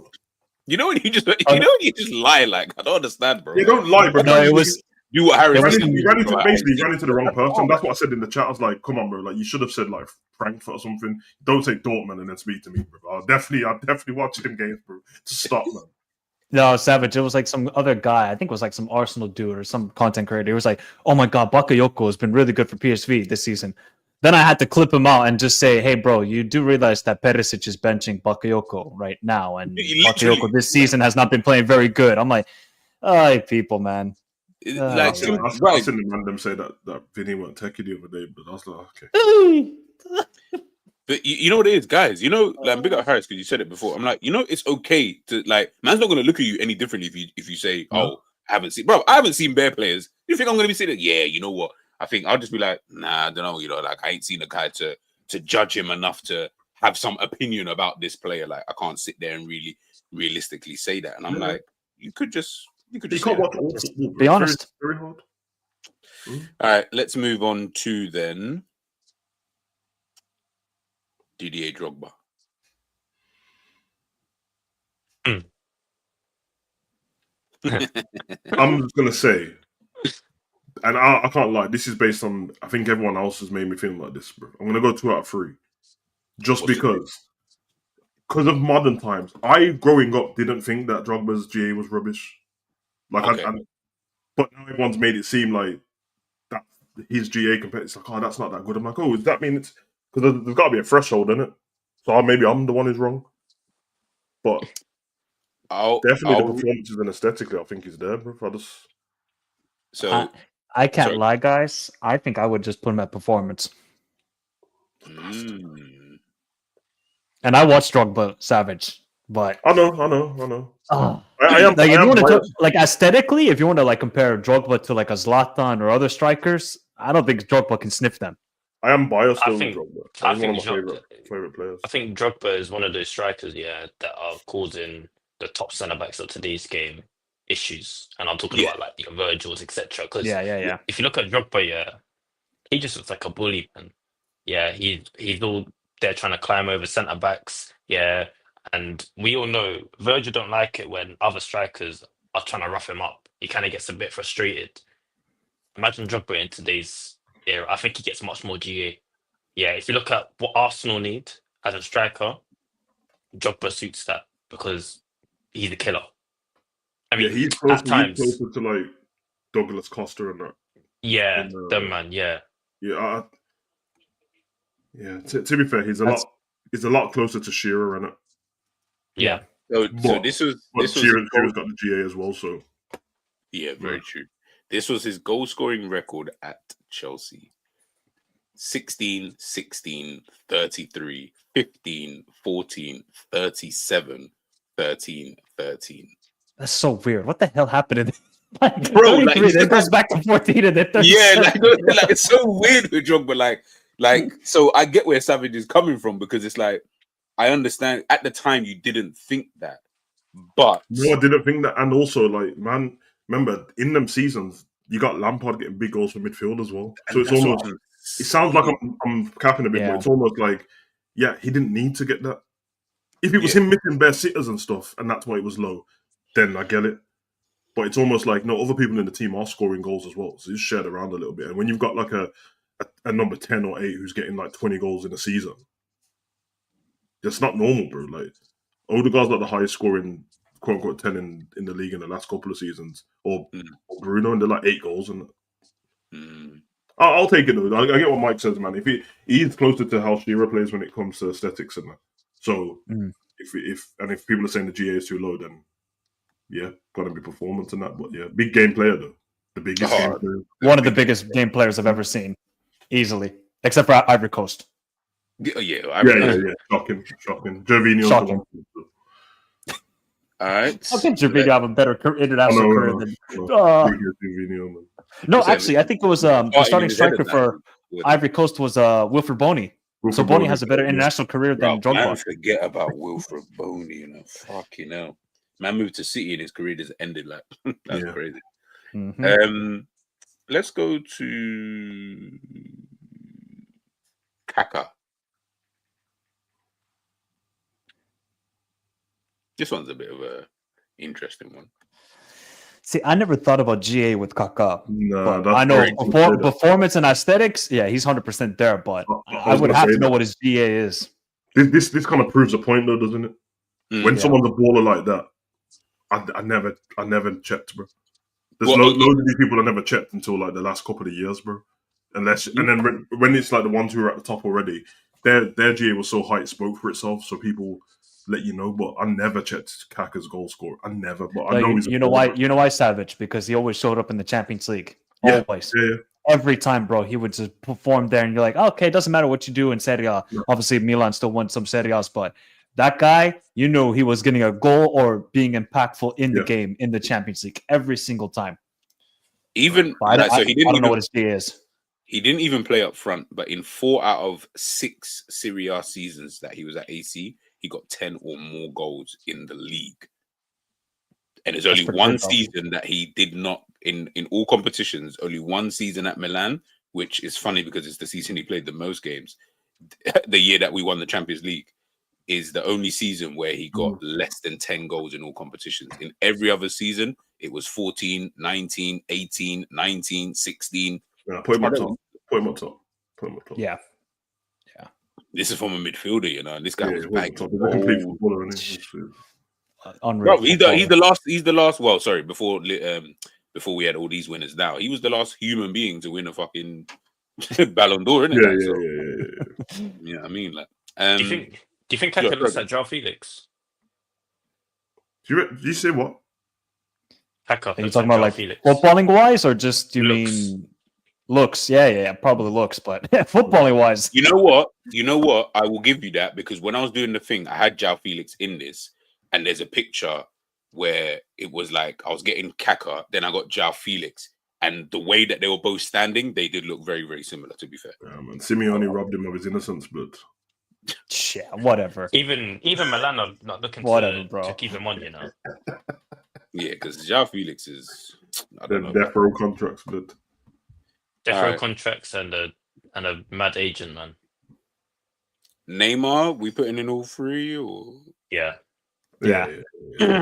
Get that one out of the way. Trying to get to the Suarez, all three. So, but it can only be all three, to be honest. Aesthetics, although I would say about Suarez, his Champions League record is a bit funny. In terms of what, like his goal scoring record? Yeah, wasn't the greatest. I don't think he scored an away goal for like 7 years or something like that. It's not the best. It's not the best. I think all the other goals in his career might have made up for it. Yeah, 100%. Yeah. That's the only thing I have a grudge on Suarez. But everything else, no, you're an all-timer for me. He does have a bit of, I will say, because aesthetics are, because clearly when we talk about aesthetics, usually I'm talking about the way people shoot and that, because if that was the case, then Drogba would be up further up as well. But, and so was Shearer. So you're talking about the way, the style they play and stuff. Suarez is a bit of a scrappy baller, bro. Bro, I said this to Jerry and he disagreed. He's very style. Him and Salah are very just like. It's like you know when he's very Jota-esque.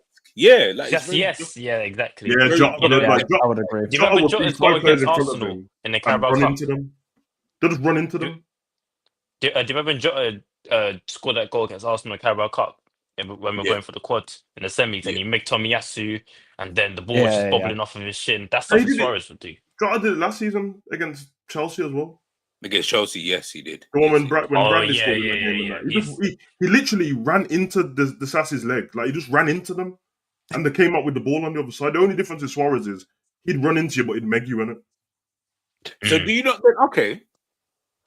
So then, I'm going to about free, bro. I don't think he's. Yeah, I was just about to say, would he slyly not then just go into it? Because slyly we're saying, we're all saying that aesthetically he wasn't really that type of guy. Like, he's very scrappy. But then I would say he's one of the best volleyers that I've ever seen, or however you want to say the word in English. His volley technique was superb. Okay, look at some of the goals he scored. I do agree, Michael, but then I've done something wrong here because when everyone said aesthetics, yeah, but Declan Rice can volley. I didn't think you lot were talking about the type of goals, because if that's the case, Drogba and Shearer have to be moved up, bro. Yeah, I would say, maybe you not left Shearer in second because of it aesthetically, but Shearer's goal scoring was bad boy goals, bro. But then that's why we put them in. That's why you give them the GA. Like GA, I'll just look at that as one, your goal involvement, but also, bro, like the type of finishes that you got. Like that's okay. So then goals don't come into the aesthetics, which means Marco's point on Suarez. Yeah, that's what I'm saying. Yeah, for me, I don't. When I say aesthetics in this kind of context, anyway, I'm not gonna look at because of the way he got mad technique when he shoots. I'm more looking at how do you look when you just dribble.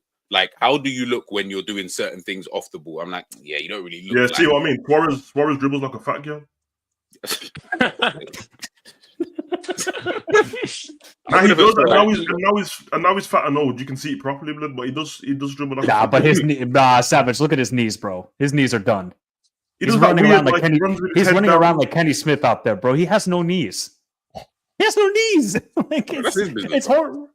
It looks horrible for Suarez. Yeah, Paul Smith, you'd be right. Like, Iniesta would definitely be in 2 out of 3. Wouldn't be because he wasn't a GA guy at all, to be honest. But look at some of the goals Suarez scored, man. Oh my god, Michael, the goal. I know. You want to talk about dribbling and everything, but I don't really associate that with the striker. No, I'm with you, bro. It's just that if we do that, I'm telling you, bro, Drogba's got to go up one, and Shearer's got to go I would probably then. I was thinking about Drogba. Cool. Okay, you know what? Because the general consensus, and listen, I listen, not like certain guys over there who don't listen like ENDZ, but I'm gonna listen. You're not running a dictatorship here, G. No, I mean, like we're all one. We're all one.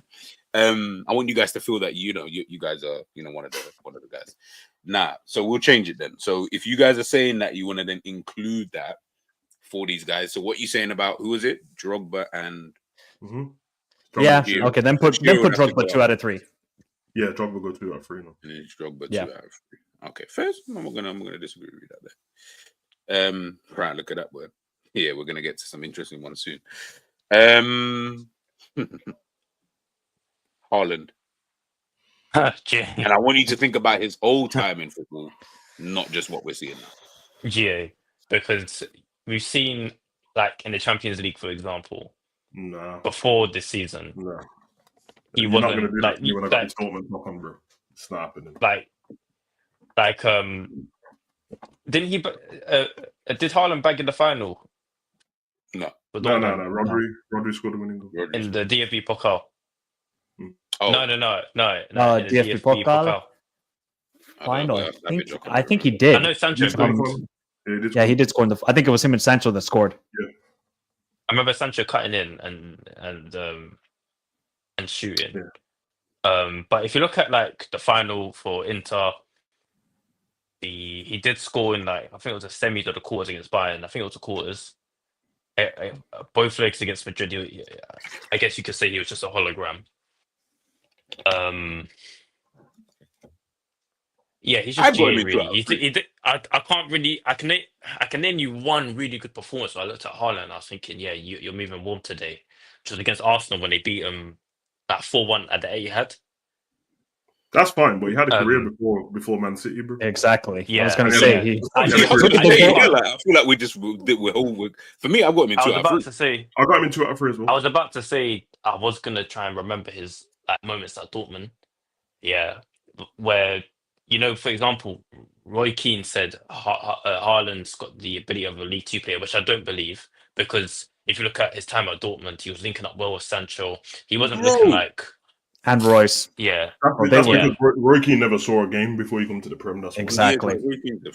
But I just don't think his aesthetics or performances are consistent.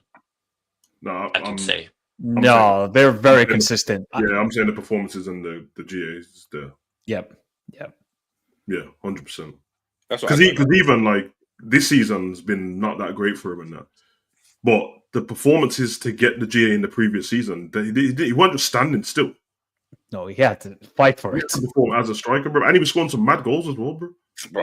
Savage. Some of the goals he scored at Dortmund was just individual quality from him. Look at the goal he scored against PSG in Sevilla. Yeah. Bro, there was no GA. He literally dribbled past like 2 or 3 players. Yeah, that game was mad. But look at the goal he scored against Sevilla. A lot of the Dortmund great stuff came in lockdown, innit? People kind of ignore that. Nah, I think the thing is, I don't like. I hear what you're saying, Harris. Like, I get it from that kind of perspective, but I just think, bro, if you see Haaland at Dortmund isn't the same type of player. Like now, I feel like he's just obviously because of Pep, he's just morphed into this, bro. I'm going to just stay up top, stay up top, and I'm going to get you goals. But totally also, coaching. Yeah, like at the same time, they play a system where Dortmund didn't have KDB. So the reality is, if I've got KDB and Foden and that kind of thing, like it's gonna work. Whereas at Dortmund, bro, man's got Royce, he got ballers there, but I feel like they work more as a team. Like the way they if Haaland was at any previous Man City team when their winger, when Sterling and that was on point, 17-18 season, he would have been top goal scorer every year still. Probably would have scored more goals, bro. I'm telling you. I think people would rate Haaland higher if he was at Inter or Barca. I agree. Yeah. I think he would be perfect at Inter. A 2-striker formation playing off Lautaro. Bro, he would kill it. In transition with Di Marco and those guys. Bro, you would see a different level of Haaland. If you lost Lewandowski now, Barca, and you swapped him with Haaland, bro, it's a long day for him. You guys would score 150 goals. With Lamel doing Trivela crosses to him and that, Rafinha, bro. You know what I see that, Savage. You know what I see that. Luckily, it's never going to happen. Yeah, exactly. I don't know what levers you guys would have to break then. Selling grass and everything then. Michael, Barcelona can't afford to sign me, and I promise you, I'm not that as expensive. So. Hey, you guys said Dani Olmo last season, so clearly you got some money. Listen, man, whatever. We're doing. You lot were doing something, though, playing some unregistered Olmo blood. Man will be telling me before the game he hasn't signed the contract to that. So why is he just scored against us, bro? Hey, Savage, look, you're worried about the wrong things, man. Don't worry about all that. Anyways, let's move on to Eden Hazard. Oh wow. I would say he's everything, in my opinion. Because I can't wait on the options, when people would say, like, let's Sure. say the Hazard and Salah debates, people will say, "Oh, I'll pick Salah because he's going to get you goals," but Hazard can also do that as well, and he can create them out of his own chances. We've seen Salah create for himself, but like if you look at the type of goals that Hazard scored, like one against us in the cup, the one against West Ham, the performances he had for Belgium, I would Mike, say No, Mike- sorry, Harris. Sorry, Savage. What performances for Belgium? there was what. I was actually thinking. I saw Mike's face straight away, and I was like, "Let me weigh up the options." Of There like was how one, long Hazard was wasn't it, around against for. France? Where he didn't score an assist. Yeah, he did all the dribbles But in the world, that's a but performance they lost though. the game. I feel Yeah, like that's a so he has performance one. Okay, so in Euro 2016, what did he do? They lost to Wales. World Cup 2018, he wasn't a part of the comeback when Belgium did the comeback over Japan in the round of 16. You know who led that comeback? Fellaini and Carrasco. Quarterfinal against Brazil. It wasn't Hazard. KDB ran the show that game. So I'm just saying, look, I love Hazard. One of the best footballers. Look at his UCL career. He became very unprofessional in certain points on it with skewed performances, and I've seen him have like a whole season off for Chelsea, bro. You know what's Yeah, not, after they won the league. Not injured, just a whole season being rubbish, bro. you're probably so just so that we go through like the categories, right? In all competitions, 13, 17, 19, 6, which is the year that Leicester won the Premier League. 17, Two of them goals came against Chelsea to end it all, innit? I mean, against Tottenham. First. Yeah, the battle of the Bridge. 17, and he ended his time at Chelsea with 21 goals. Do we want to talk about Real Madrid as well? No, don't bring up the Real Madrid stuff. Look, I just feel like his time at Real Madrid was just a winding down of his career. That's hologram. If anyone wanted any, like, anything to hit Real Madrid with, that's when you would think that sports washing's real, bro. Because something happened there, like, man just sat on the bench. Bro, I was watching him as a sub get fat every week, bro, and I was confused. I was like, why they still got him on the bench, bro? There's something we don't know what's going on here, bro. What's funny? We would have probably not seen Vinny emerge as one of the best players in the world. Yeah. Hazard will go down as one of the coldest ballers to ever touch the pitch, but them performances, bro, like, everyone just named a couple standout ones and that. But for every standout one, there's about 10 where he was just... Savage, please tell me, what's this Champions League? Where's the Champions League campaigns? I know. And I love Hazard, one of the coldest ballers I've ever seen in my lifetime. Mike's right as well. He was very underwhelming for Belgium, bro. Very underwhelming.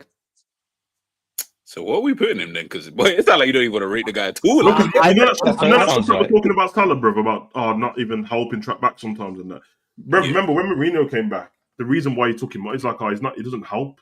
Like, he's not doing anything, bro. He stopped. That season you talk about when he scored 6 goals and scored 2 of them in the last game against Spurs. He done nothing all season, bro. Yeah. Like he done nothing. You can't be them kind of ballers if you have a season. Salah's never had a season off. Yeah. Okay, so what about like a comparison to Sanchez for Hazard? Because we're saying that Sanchez has those big performances in his career. What about Hazard then? Or is it only just like in the Premier League where he showed up, against the Manchester Cities and Liverpools, but didn't really show? Because I think Sanchez showed up for obviously Chile, World Cup, Copa Americas, and he showed up also in the Champions League a couple of times for Barca. But I'm telling you, people, Hazard really didn't show up in the Champions League, and it sucks.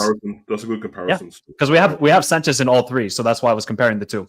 Like, I wouldn't put it past Palmer. Yeah, he's definitely okay. So we'll do it by this then. Easiest way, I guess, to put him in. He's definitely not in all 3, anyways. Regardless. Okay. So the aesthetics are definitely there. Aesthetic, yes. So we know guaranteed he's in 1. I think his goal. I think performance. We're saying. I think his GA is good. I think his GA is good. His GA is good.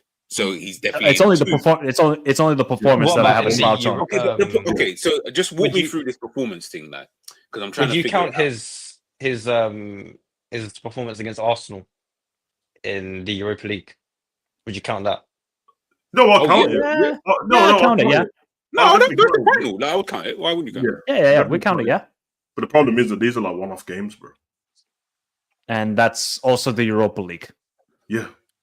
But it still Okay. counts as a final, isn't it? So What was Yeah, that? no, Baku? it's still Yeah, like you- yeah, What was that? Baku. yeah. Baku, yeah. That's When Giroud dunked on them. Obi scored an absolute banger, didn't he? And no one cared. Oh yeah, he did. That was when Yeah. it was 4-0 down or 3-0 down in the game. Yeah, nah, it does hurt me with Hazard, but there's a comparison there, yeah, because you got the other Chelsea guy in there, in Palmer, and you see how much Chelsea fans love Palmer, bro. This is the reason. No. Palmer's he's not Hazard level, so before no one picked me up, but very, very similar, bro. There's like the aesthetics are there, get the goals when they can and that, but the performance sometimes, sometimes may be good, sometimes might be shit. That's the first thing I was thinking of. Okay, we'll go to our freedom. Let's be honest though. Like Hazard for Belgium, I agree with Harris that the semi-final against France was probably Hazard's best performance. Yeah. But if he was consistently doing that, if he showed up in that Euro 2016 quarterfinal, I mean, he got dunked on by Hal Robson-Kanu and fucking Wales. I'm telling you, go back and watch that game. Hazard did nothing. Yeah, no. Nothing Like in Rob that and quarter- Earnshaw, I remember that, man. Earnshaw and Robson-Kanu. Who was that striker that came off the bench for Wales? Oh man, that's gonna. Who was that striker? No, I can't remember it. But those are like the sort of moments where I look at, because you know I'm an international guy, so I look at Hazard with Belgium. I'm like, bro, you could have done so much more. He was one of the letdowns of the thingy, innit? The golden generation. He was one of the biggest letdowns, bro. Yeah, but then would you also then and I agree with that.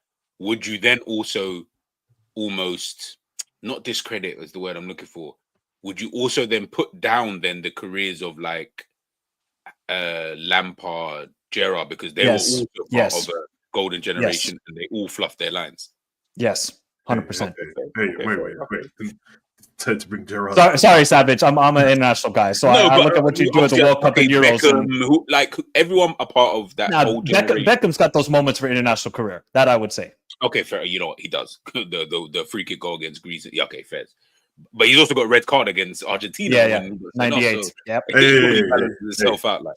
Simeone was. Yeah. That was the start of the dark horse. Simeone, bro.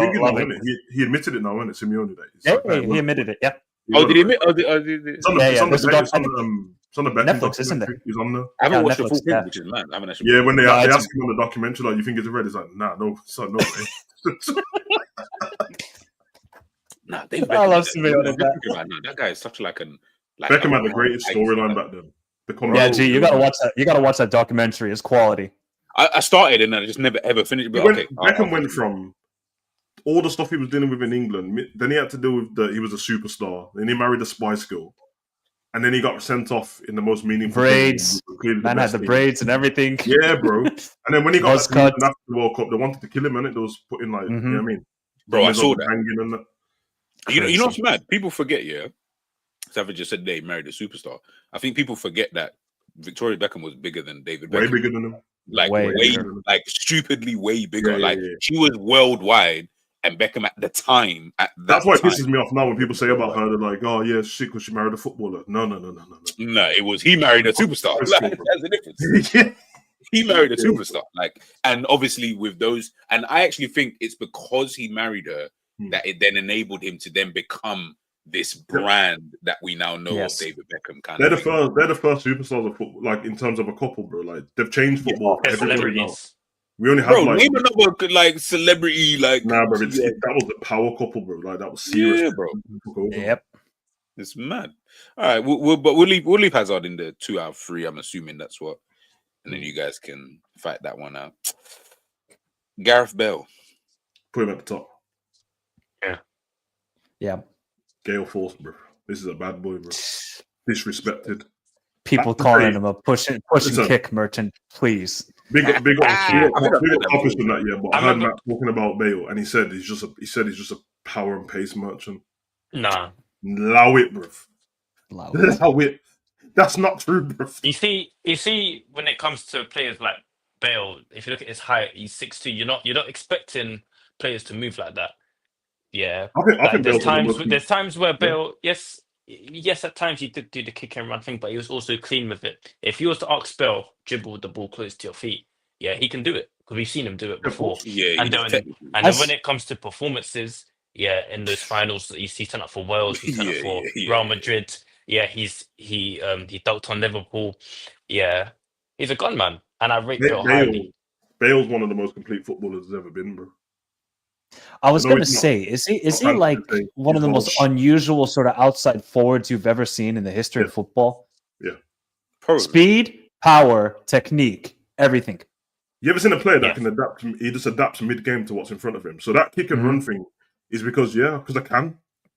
Yeah, there's space there, It was a and I'm bonus. faster than It him. was a I'm running bonus to to it. his physicality. Exactly. And But when I don't he need used to, it. I'll do the techie thing. Oh, you got free kick? I'll take it. You got a corner? I'll take it. Ross one from outside the box, fine. Cup final, off the bench. You don't want to play me? Safe. Let me just come on and win you the game and then go back and sit down and go play golf. It's not a problem. I remember debating this on the like it was I think it was a while ago. It was you had four players. It was Griezmann, Hazard, Bale, and Salah, and it was all about like technique, or I mean, no, not technique, just as a footballer, like in terms of dribbling, etc. And I put a Bale over Salah, and I got cooked. Like, Same. That's happened with me cooked. when Ends put I would do I've the never same been thing. cooked like that before. Ends put up I that would do the same thing thing. from one of the websites, and it had Salah, Bale, and Hazard, and I put Bale at the top. I got cooked as well, bro. I'm just like, bro, Bale's the closest thing to like he plays like a computer game, bro. You know, you score these mad goals on computer games and that with a whip and that. It's like that boost you put on FIFA cards. Yeah. Yes. Yeah. I'm trying to Real think Madrid of physio. Oh, sorry, go.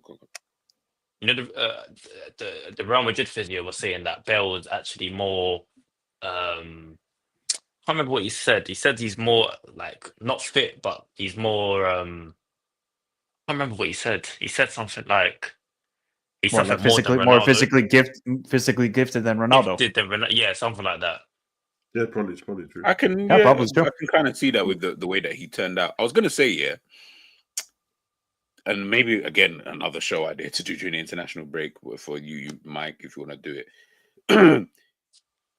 Bale's career when he started, obviously when he came through at Southampton, it was like, you thought left he would back. just like he had potential. Yeah, he was a left back. You thought he had potential kind of thing, but I definitely know he over exceeded whatever potential you thought he was going to have in his career. Kind of thing. I'm trying to think of other players in that kind of realm where you're like, bro, they absolutely over exceeded. What I will say is, you're right. If you think of any other players, there's going to be these players that played bit parts. So they've picked up all the trophies and that, but there were a lot of like bit parts on the way to winning. Yeah, no, I'm not even talking. I don't even want the bit part. I'm talking man like Bale. Without the bit part thing, I think he's number one, bro. Like it's ridiculous. His career is one of those that it would just never be spoken about, bro. I don't get it. Because it's quite Michael when he's talking about when it comes to talking about people's like football snobbery and that. Man, I can tell from the way, and I'm not calling him out, but like what I just said when Matt said he's just kick and run. That means to me that when he left the Prem, people do this thing where it's like, I'm done with that person now. I'm just going to watch. Now, don't get me wrong. I've done that with the man that went Saudi, just done it. I weren't done with them, but I wasn't trying to find the games and that because we're at different times. When Sky Sports are playing the games, I'd watch them. Yeah. I'd watch them for free and that, bro. And I do watch their finals and stuff like that and semi-finals. But people literally like, oh, Bale's left the Prem now. That's cool. Modric's left the Prem now. That's cool. And then let's go back to these players and say that these are all better than them now. Because La Liga... Soldado and them, man. Yeah. That's because La Liga tax and that, bro. But no, Bale, brother. Serious done, bro. Nice. And then, I don't think we're going to see a player like Bale for a long time in football. No, I don't think so. I really think Defoe said that he was... I think it's Bale. That Defoe said that he's rubbish in training. Yeah, it was Defoe. Yeah, it was. It surprised me. It was an interview thing that he did. Yeah. It wouldn't surprise me. Him and Hazard, they do, for me, they're quite similar in that kind of mode where they have such natural gifts. In Bale's instance, he seemed like he was just a natural athlete anyway, kind of thing, on top of having the technical ability and things like that. But then Hazard, the same thing. Like, them man are just, you remember, they're playing Premier League football. So they've got some level of athletic ability to be able to do what it is that they're doing for 90 minutes at time. So yeah, but I think with Bale, it's more the way you ended it at Real Madrid. It kind of left everybody thinking, bro, you're not serious. Like you know what I mean? Like it's all the goal. You cared anymore. Like you're right. You're right. But obviously, I don't know. Savage will be able to tell me, but I don't know the reasons for some of the stuff that was going on, because I'm sitting there like he didn't really want to indulge in the. To be fair to him, there's 2 points in it. I understand the Madrid side and Bale side, because fans do that with footballers, trying to dictate what they should do with their life and that. Now, if you want to be a footballer and you just want to play football, and I don't want to get involved with any culture of anything, I just want to play football and be with my family, you should be allowed to do that. Yeah. But also, I do get when we're Real Madrid and we have a culture of doing stuff, and you just don't want to be involved, bro. Like, it comes across rude, innit? You know, you go to some cultures and it's rude to not take your shoes off, or it's rude to not shake with your right hand or whatever. It's that kind of thing. But he's just like, bro, I'm not really with football like that, bro. Like a grown up, and I'm kind of bored of it. I just want to do my thing and play golf, bro. I'm sure he doesn't even like watching. Well, don't like, but he doesn't watch that much. Yeah, it's like thinking Ben White's got that as well.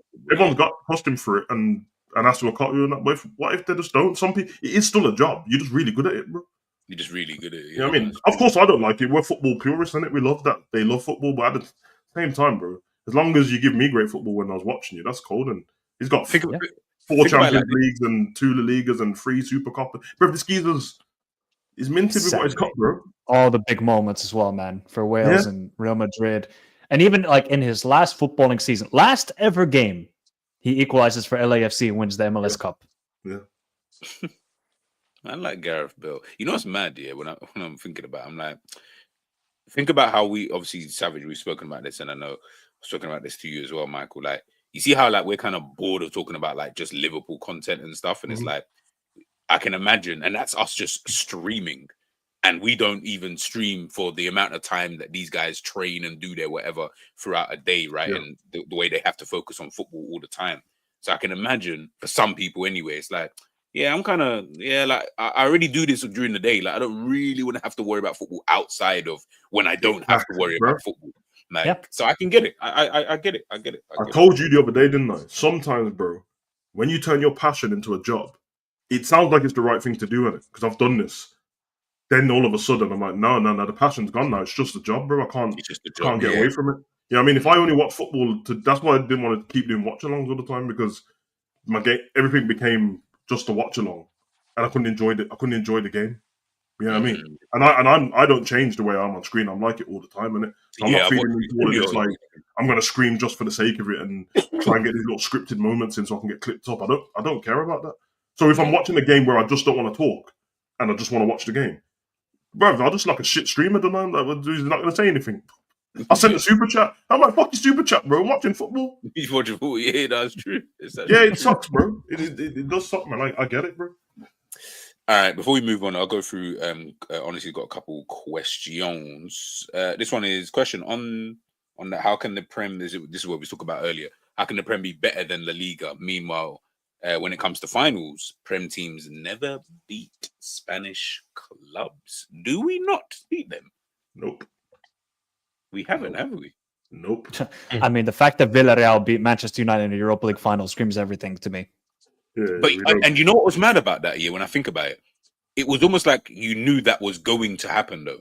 For some weird reason, they beat Arsenal in the semi-final as well. And they beat Arsenal in the semi-finals as well.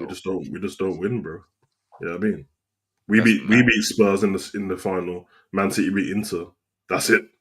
Think of it. Man U beat Chelsea and Bayern Munich. And that was Bayern Munich in 99. And somehow we beat AC Milan, the best team in the fucking planet. We don't beat no Spanish clubs, boy. That's true, bro. Their DNA is serious. Well, I mean, should I say Real Madrid DNA is serious, but they have a culture of how to play football. Oh, and Sevilla, you're right. And Sevilla. Sevilla. Yeah, there's a culture of how to play football over there. Before you start adding stuff onto it, all the kids play the football the same, bro. Hold on, let me just check something. Savage, I was playing a pickup game here in Spain last week. Yeah. I got my ass cooked, and I mean royally cooked. Barbecued, sautéed, stir-fried. Oh, the amount of nutmegs they were doing on me, I might have had to retire then. Yeah, see, They're so good. You man start doing that stuff to man. I'm like, brother, I'm just booting the ball away. No one's playing. How about that? No one's playing, bro. Fuck all that shit. I'm just looking now quickly. Sorry, on the winners of. So you had a period of Sevilla won 1, 2, 3 in a row. Atletico Madrid have won 3 times actually. Man said Emery in that blood. Okay, no, yeah, Spain. Bro, Sevilla, I think Sevilla have won 7 Europa Leagues since 2006. They own that trophy, bro. They own that trophy. Yeah. Oh, no, yeah. One day Ramos. He won twice in a row. Then Sevilla, Unai Emery won 3 Europa Leagues. You know how fucking bad that is. That's why I told man to be careful of Villa in this competition, bro. Because he's got the know-how. He knows. And he got Villarreal to a semi-final of Champions League. Yep. All right. Next question was: is Hazard one of them players that hard working beats talent if talent don't work out hard enough? Oh yeah, that phrase. I can't if that's the correct one, but is Hazard one of them players that hard work beats talent if talent don't work hard enough? Is that the phrase? Let me find it. That's the phrase. Yeah, that's the phrase. Is Hazard one of them kind of things? I think Hazard he got caught in the crossover where GA started to matter more in it, and he probably got bored, bro. Because all the managers started to speak different as well, bro. So you can imagine, you're trying to tell me all these tactics, bro. I just want to play football, man. Real talk, I just want to kick ball. I think it was like after 𝐒, it's like Hazard's like, what the fuck am I supposed to do now? Exactly, yeah. It's actually true. Lobotka is yet again crowned Slovak Player of the Year. Where would you rank him on this list? Is it that hard to be like? I'm not trying to. Right. That's a valid point. Completely shouted that thing completely. It's like Goran Pandev with North Macedonia, winning it every year for like 10 straight years. Like I can hear that. Like I'm not trying to dunk on Slovakia, but like Skriniar is from Slovakia. There's Slovakia. Not many. There's not Hansko. many. Yeah, there's not many mandem that like if it was like Spain and Rodri was winning that every year, then okay, cool, because of the baller that you're up against. But then when you look at like Slovakia, it's a bit of Lobotka is a cold baller. You got to watch him play. Man. Yeah, he is. That dude just dictates play like a master. Absolute baller for me. Where would you put him on this list? Probably aesthetics and performance. I'd probably put him in those two. Yeah, 2 out of 3. Yeah, 2 out of 3. Hey, Martin Scholes won this twice in a row as well. Oh no, yeah, Skirtle won it twice in a row, twice. Skirtle's a bad boy, bro. I'm sick, that was my dog. Oh yeah, Hamsik. I'm sick with my dog. Most iconic haircut for me in football. Yeah. Hamsik stayed with the mohawk. 1, 2, 3, 4, 5, 6 times. Of course, G. Of course. No, I'm saying like man, stayed with the mohawk. I'm like, bro, we won it 6 times in a row. That's crazy. Nah, but honestly, I think Lobotka's will go down once he obviously finishes his career. He will also be another one of those players that, you just like when we're doing, I can't even call it streets won't forget, but maybe he might fall into that category. Like Stankovic and that, bro. Yeah, like certain players where you're just like, oh, remember my man. Like you, when we're having like conversations in like 5, 6. Like Marquinhos at Juventus. Yeah. Yeah. Where you're like, this guy was a baller or a very good player, however you want to phrase it, in that team or in that period of time, but unfortunately, 1, people don't watch him, and 2, they get overshadowed by other kind of players, like in that kind of era. Who was that content creator that shouted out Lobotka? It's the girl. The chick. What's her name? Where she made. Oh, it's probably thinking it's going to be Stumpig. Yeah, Stumpig. Yeah, where she shouted out Lobotka. I said, you know what? Round of applause. She knows her stuff still. Oh, she knows her shit because she shut down fucking Rory Jennings. So I'm all here for that. To be fair, that's very easy to do, but I will give her credit regardless. I'll give her credit. And she shouted out Lobotka, man. When I heard that, I was like, you know what? We might need to go on a date. Guys, you heard it here first. If these guys get married, it's more be invited to the wedding and that, like, you know what I'm saying? Like, I think you can just imagine that day. And what did you do? We went to a park and spoke about ball, bro. That would actually be the worst thing possible as well. About 20 minutes. That'd be the worst thing possible for me. I think like obviously I'm not sexist, of course, but I think Oh you shit! see If the you start a guys that are conversation with that, bro. you see the guys that are involved in football. Most of them have a lot of opinions. Like for example, Drew Barton's, like etc.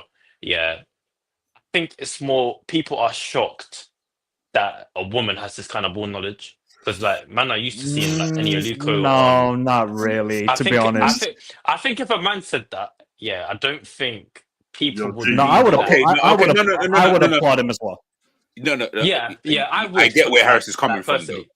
Because Yeah, I can remember, understand too. Lobotka's not a flashy name at all, really, in football. When we think about all of the players in his position. So I do get where Harris is coming from. The fact that she even mentioned him was just like, we don't care. Wow. We're just like, right, yeah, we know he's a baller. A woman knows about her. Yeah, no. I can never date a chick Italian, who bro. has ball knowledge She's like half that. Italian, I think, bro. She stays with the Serie A still. And there you go. So for her, it's kind of Okay, I didn't know that. Yeah. So, but I can never date a chick like that anyway because we just argue about bad. Yeah, you'd get into arguments, bro. Bro, I'll just start. G would just be a nostalgia should have done merchant. this in the game. Like, we talking about that? Like, it would just be mad. No, but to be fair, if somebody like some print content creator said that, I would applaud them too. I'd be like, yeah, Lobotka is a baller and should be spoken about more. You would. But I think what Harris is saying, I agree with that, actually. I think a lot of people, again, this is more for the people who don't really watch the player in itself, is more that because they've heard her say it, it's like, oh my days, like what? Whereas the reality is, bruv, she's just like, whatever, she just said this and it's just true. But So G, if you're saying if I say Lobotka is a cold baller and one of the best DMs in the world, I wouldn't get any reaction. Because no one's expecting a woman in today's football to have more knowledge like that. Yeah, no one really expected that. Stop saying that, man. Remember, you're gonna get yourself in trouble. I expect it more now in 2025 than any other time, to be honest, bro. But true, I guess because what I will say is what Harris is right about, and big up the female content creators. They're better than the men. Overall in numbers, they're better than the men, bro. Because there's loads of us in it, and there's a lot of shit ones in it. I feel like because they're women and they know how men feel about them with football, they research more, they watch more, so they can have a conversation. Just so you can't shut them down, bro. And just by proxy, they end up watching more. As a point to prove, yeah. Whereas some of the man, them like you see, arguing man in the chat, what I was talking about earlier, people just randomly say stuff. Like just focus on your chat. Watch somebody when we're talking about Liverpool say we should get this player, blah blah blah, and then watch the same person the next stream. We should get this player because, and I'm like, bro, what? They haven't even played any matches in that time, bro. What was you watching, bro? But it's because they. And then normally, if you take those players and put them in the Twitter search, everyone's talking about them that day. And then you go onto the thing and you go, oh, Fabrizio mentioned that player today. You wanted to quickly go and find out the GA so you can join in the conversation. I've always liked him, I have. Brother, just allow it. Today's day and age. All right, let's get back to it and let's see if we can try and round this off. David Villa. That's my guy, man. Come on, dude. You know the vibes. Didn't watch him. What a player, bro. You didn't watch him, Harris? No. Nah. Early 2010s. Harris, how old are you? How old are you? I'm 16. Born in 2008. Okay. Yeah, he wouldn't have been. You didn't see him at Valencia. Fuck. Dude, he was cold at Valencia. I thought he was better at Valencia than Barcelona. Yeah. At no, Valencia, it's right because my son's 16 and in 2011 Man U Barca final, Harris was free in it. That's what I'm saying, bro. Harris not watching that. No, the only reason why I sounded that shocked is I sounded shocked like that because when we was talking about Robin, it's kind of the same. Oh no, I saw a video on that. Oh, okay. Gotcha. Sure, you need to see WVS performance at the 2010 World Cup. Oh yeah, that's what you need to see. Yeah, because by the time we got to 2014, you'd have been 6. Fucking hell. You didn't see the annihilation of Spain against Netherlands, damn, or 7-1. You didn't see that. You know what I'm more annoyed with. I say annoyed as if Harris had a choice when he was born. But like, what I'm more frustrated at is that I'm like, you know what's mad, Harris? Yeah, you didn't even get to see like the essence of like the Barcelona team until. That's what I wish I saw. Yeah, like honestly, if you saw that, you'd probably understand why I speak about certain people nowadays in the way I do.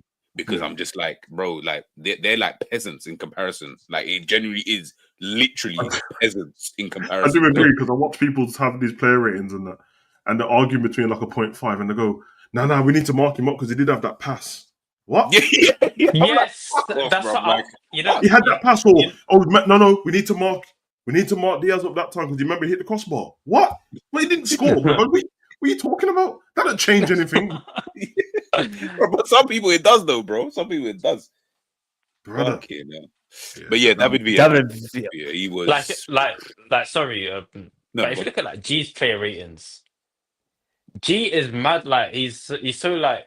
For example, harsh. Diaz could get marked for like taking on like 2-man, getting past, then putting a good cross in, and then someone marks him like a 9. Oh yeah, 9 for Diaz, and then G just marks him as a 6. G's look harsh because everyone else overmarks theirs, isn't it? Yeah, so and that's why I get the bear. G would give somebody a 6, which is above average for that day. Exactly. Yeah. And then everyone be like, "Come on, G, 6." I'm like, "Bro, I didn't say he was rubbish." Or 7's good. We're like, "G, 7, that's it, brother." We played Southampton and won. What do you want him to do? Didn't have to come Like out second Virgil, gear. for example, Virgil, I see like I watch a lot of different Liverpool channels, isn't it? I see Virgil get marked like 8, 9. I was thinking he's not like a 9 out of like 10 every game. It's just his normal standard. Exactly. Yeah. And that's so my if problem. You look at like you see like Virgil's performances against like Man City, those are 9s. That like for example for him doing his job against the top teams, of course, and also against Real Madrid this season. Yeah. But then when he's getting like marks like 9 against Southampton, I think, bro, this is just a walk in the park for him. Like he's not really he's not really being asked to do much, really. He's completing his passes. Big up Social's right, man. I don't give a damn about saying names and I don't give a shit, but I saw a bit of some stream the other day, blood. I heard Tiny Tom mention Zone 14, blood. I said, I'm clicking off this. Who's that? What, Tom said Zone 14? Hey, Tom, what are you talking about? Tiny Tom, blood. Man was like, nah, because if we get a player, we need a player to occupy Zone 14 more than I said. I'm turning off. What's that? Is that exactly what I'm turning off? Is that a website? No, he's talking about on the pitch, bruv. So instead of just saying, nah, man, I ain't gonna lie, bruv. You don't know how I feel. Man had me agreeing with Jamie, bruv, because Jamie was like, I don't know where you come from, but we just call it the final third. And that it's like, nah, because the final third separated into 6 spaces, and that's Zone 14. You don't even hear about this in the academy, man. Zone 14. Okay, so Harris, just so that you can go back to your academy, and when they start chatting about if they bring up, you can even bring up to their coaches, yeah. Zone 14 in football, also known as the Golden Zone, is strategically an extremely important area of the pitch. It is located centrally. Golden Zone I've heard of.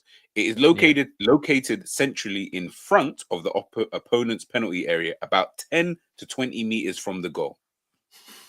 That is Zone 14. The Golden Zone. Don't try it. I've don't heard ever about think about Zone 14 again. They say I remember someone saying one time, Odegaard occupies the Golden Zone because he moves from the right attacking mid position to the penalty box. Is, bro. It's fine. But I'm that's not mad what I at was saying at the start of the thing. stream.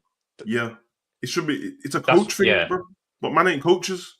So like, no. I want to ask Harris this. Yeah, obviously in the academy, where you've been there. Yeah, do they use these kind of words when they're trying to convey messages? Like I don't know because I'm not in the academy at this age, so maybe football has changed. But I'm wondering, do your academy coaches sit there and say when they're trying to explain whatever the position is, or let's say an attacking midfielder or striker, whatever?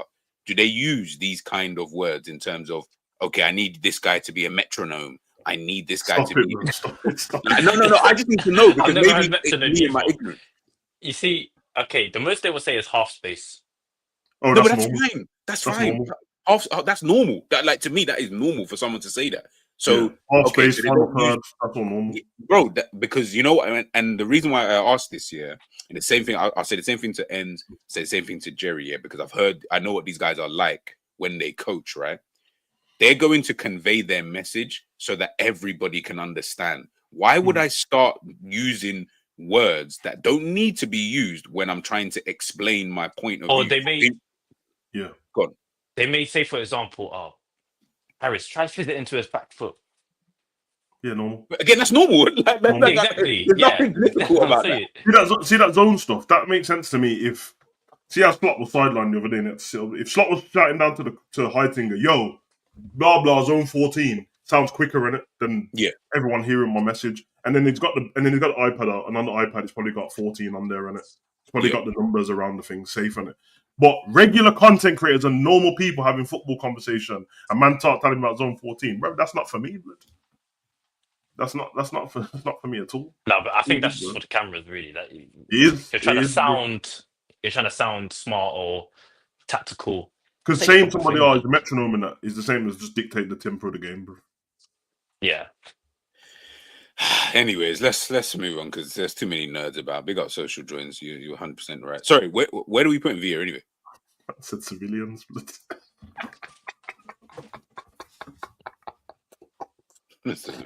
Villa had everything, bro. There's no point checking his goal. I've checked it. His goal scoring record was dumb anyway, regardless. It was better at Valencia, to be fair. Valencia, it was. So he's got the GA, I would say. I got him at the top.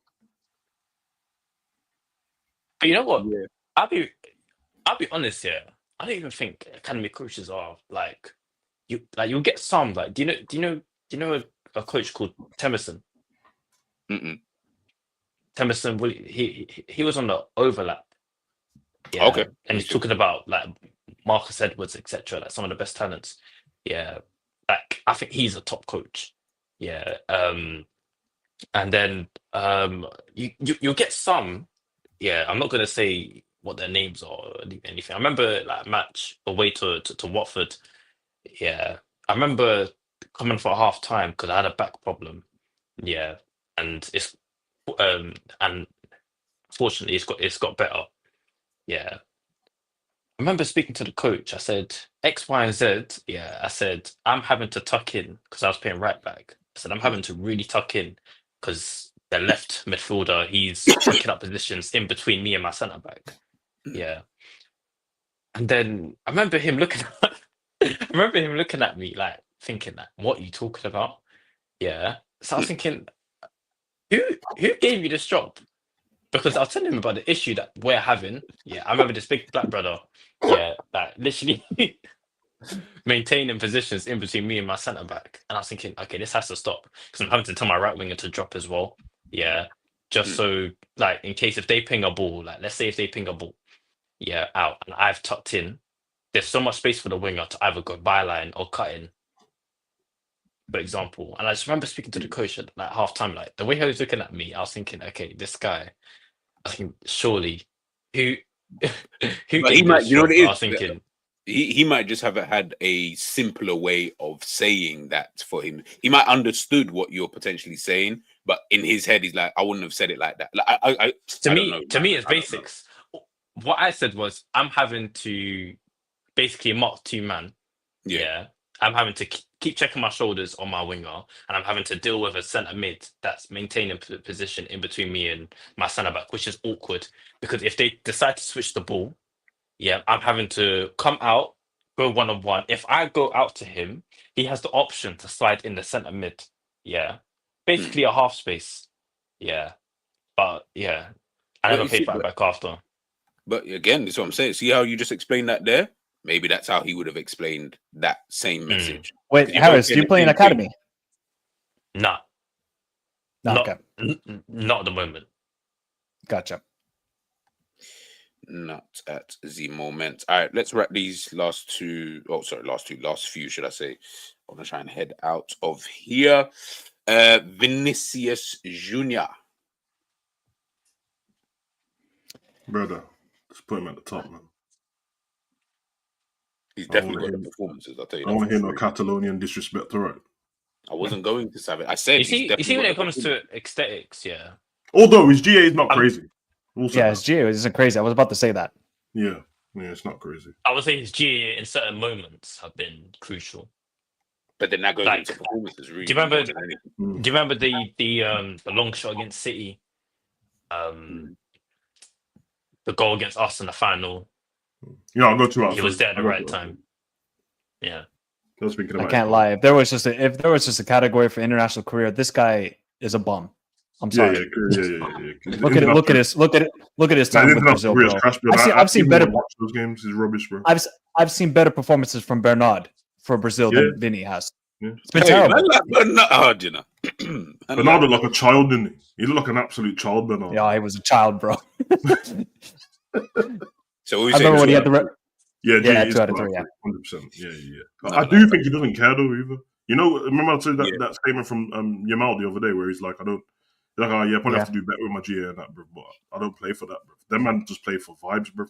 Like them man they're keeping the old flame alive a little bit. Yeah. You know what I mean? That goal what Vinny scored the other day when he done everyone and ran back in a circle, but done him again and scored. Bro. Oh, you keep it alive. We need You need them kind of players. I'll say as well as a Madrid fan, Vinny's the king of the dark arts, bro. I don't even know how you. Yes. Vinny dives around here like there's no cameras on him, bro. Because I seen man touch his shoulder, bro. And he just screwed himself, and I said, Vinny, bro, the camera's there, bro.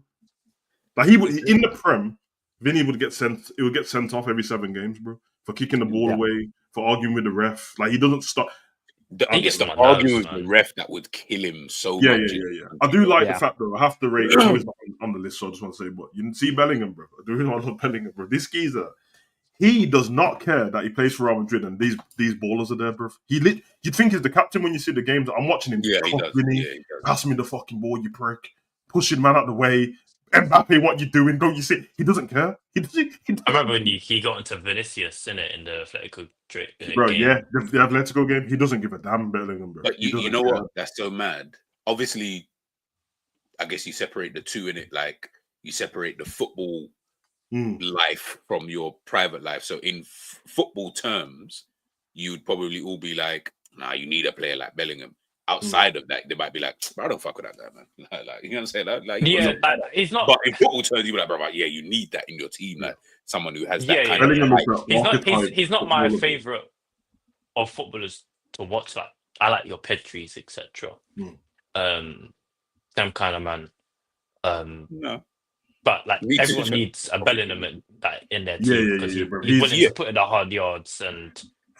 For someone like I think it was. Talking to the press and that. When Bellingham, you'd think that when the way Bellingham's on the pitch, that he's going to be rude and that when he gets off the pitch. No, he's just back to being regular nice Bellingham. I think it was Van Basten or someone else who said it. He said Jude Bellingham is a good footballer that is just willing to put in the 120 or 90 minutes extra work. He said, "Yeah." I thought Van Basten, but Bellingham's better than good. Prick. Nah, Van Basten just discredits everybody now. Yeah, these Dutchmen are angry, bro, all the time, bro. Yeah, they're angry. Him, Schneider, Jesus. High standards. Hey, Schneider can be angry. You know what I'm saying? No one's on his kind of. But I think the Dutchman might look at the footballers now and think, "Yeah, you guys ain't got shit on us." For example. Well, they should. You know what they should do? They should talk about their own national team. Yeah. And you know what I will say about the Dutch lads and that? They do rewrite history a bit, bro. Like they're one of them generations of footballers that failed a lot, bro.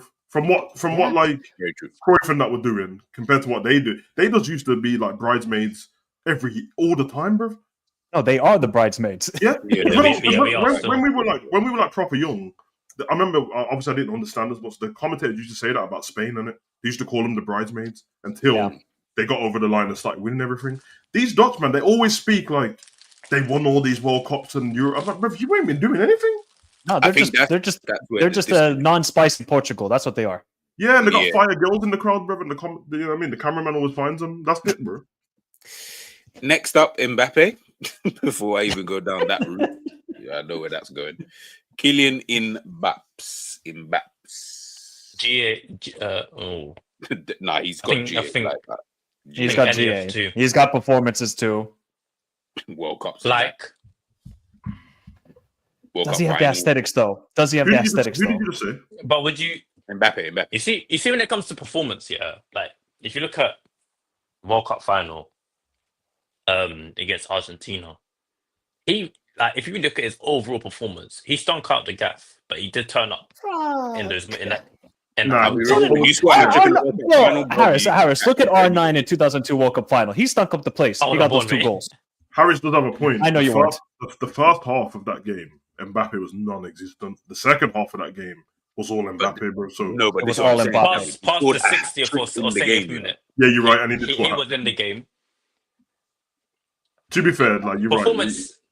Bro, He he didn't have got a a good hat trick performance in the game. I against. promise you can chat shit to anybody after that. I don't even care. Yeah. A performance. You can't like. That's what I'm saying. I separated it. That's what Salah does, though. From the half and half. No. It's not what Salah does. Nah. I don't think I've ever watched a game and Salah has done that. Where I'm like, it doesn't have to be World Cup final, but let's just say a important match, and I'm like, this Donny has just bagged a hat trick, and we are now back in the game like no tomorrow. Nah, he literally came out second half and grabbed the game by the scruff of the neck, bro. By himself. Yeah. Oh, it was mad. Okay, but does he have the aesthetics though? I wouldn't say he's clean. He's not like people will say, "Oh, Mbappe is a clean dribbler," etc. When I look at him, why is the ball 10 miles ahead of him when he's dribbling? Nah, man. This like man. Come on, listen to me. Listen to me only because everyone knows what my opinion of Mbappe has been over the years, isn't it? So I'm not. Yeah. He's like he's French Rashford, isn't it? But I've been seeing his dribbling. I don't know how consistent on the eye you'd like it, because sometimes he does some mad techie stuff, and sometimes he can just use the pace and power, which he might as well use. But he's like close foot dribbling way better than I thought he was. Now I get to watch it close up all the time, and his shooting's levels. His finishing is cold. Yeah. Cold, bro. He's got every look type at his PSG, Monaco. He was a cold finisher there. Yeah, and he's got the GA. He's on 30 goals this season. So. Yeah, he just doesn't have like that maybe excellent dribbling that you would associate with like a Messi or Hazard or any of those sort of guys. Because like there was times in the Atletico game where he kept getting the ball taken off of him because of his fat touches. Yeah. And I was thinking, I don't think he's like an elite dribbler, or I don't think he has elite ball control, but he's had moments in his career and he does put up GA. Yeah. And so you've got to, I think he's in any of the two. So I wouldn't say he passes the eye test, for example, but I would say. No, he definitely passes the eye test. Come on. Yeah, that's what I'm saying. Like I wouldn't even associate the aesthetics with like just an eye test kind of thing. Like, because I'm going to try and be not, even though I said all the stuff about Mbappe, I'm going to try and not ignore, like, I can't just act like he's only had a Real Madrid career. He's had a career so far. He's been balling. Look what he did at 18 in Monaco, bro. He was dunking on Man City. I think he probably does go into all three, innit? Yeah, I was going to say, I feel like he kind of slightly goes into all three, I guess so. The aesthetics, I feel like the aesthetics are there. They're just not there to the Messi. Yeah. And it's got better. Henry-esque. It's not like Henry, basically. He's got better, and he's not a striker even, bro. He had to change his whole game, innit? I don't even know what he is at this point, to be honest, bro. He's the forward. You can tell that he's not a striker because he does that thing where like he keeps staying on the edge of the box, and we need him to get in the box, and he just keeps standing on the edge of the box. But his off-ball movement as a striker is not there at all. No, he doesn't know what he's doing. It takes time. Yeah. I see him coming to try and collect the ball off Rodrigo. Rodrigo's looking at him like, bro, get in the box, bro. I don't need you over here. Wow. Yeah. All right, let's Rafinha. Recency bias will kill a lot of people with this one, boy. I wanted him at Liverpool, so for me, there's no bias.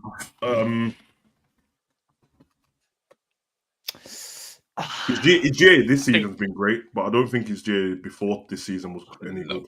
No, I wasn't there. I would say he's any of the two. Yeah, I think it's 2 or 3 overall. That's the same way I had him. It was when I looked at Rafinha, I was like, bro, you see last season.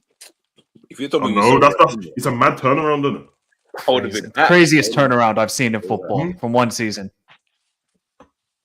His finger as well. I can tell from a lot of people he's unlikable, isn't it? I don't mind him. Yeah, because when I wanted him to join Liverpool, the Liverpool fans were talking about just because I saw him kick one bottle at Leeds.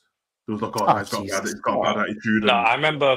The man walked across the whole pitch at Ellen Road on his knees, blood. That's what I'm saying, bro. Like, how many unlikable after that? Raw, boy. You people were really. He's a baller, though, man.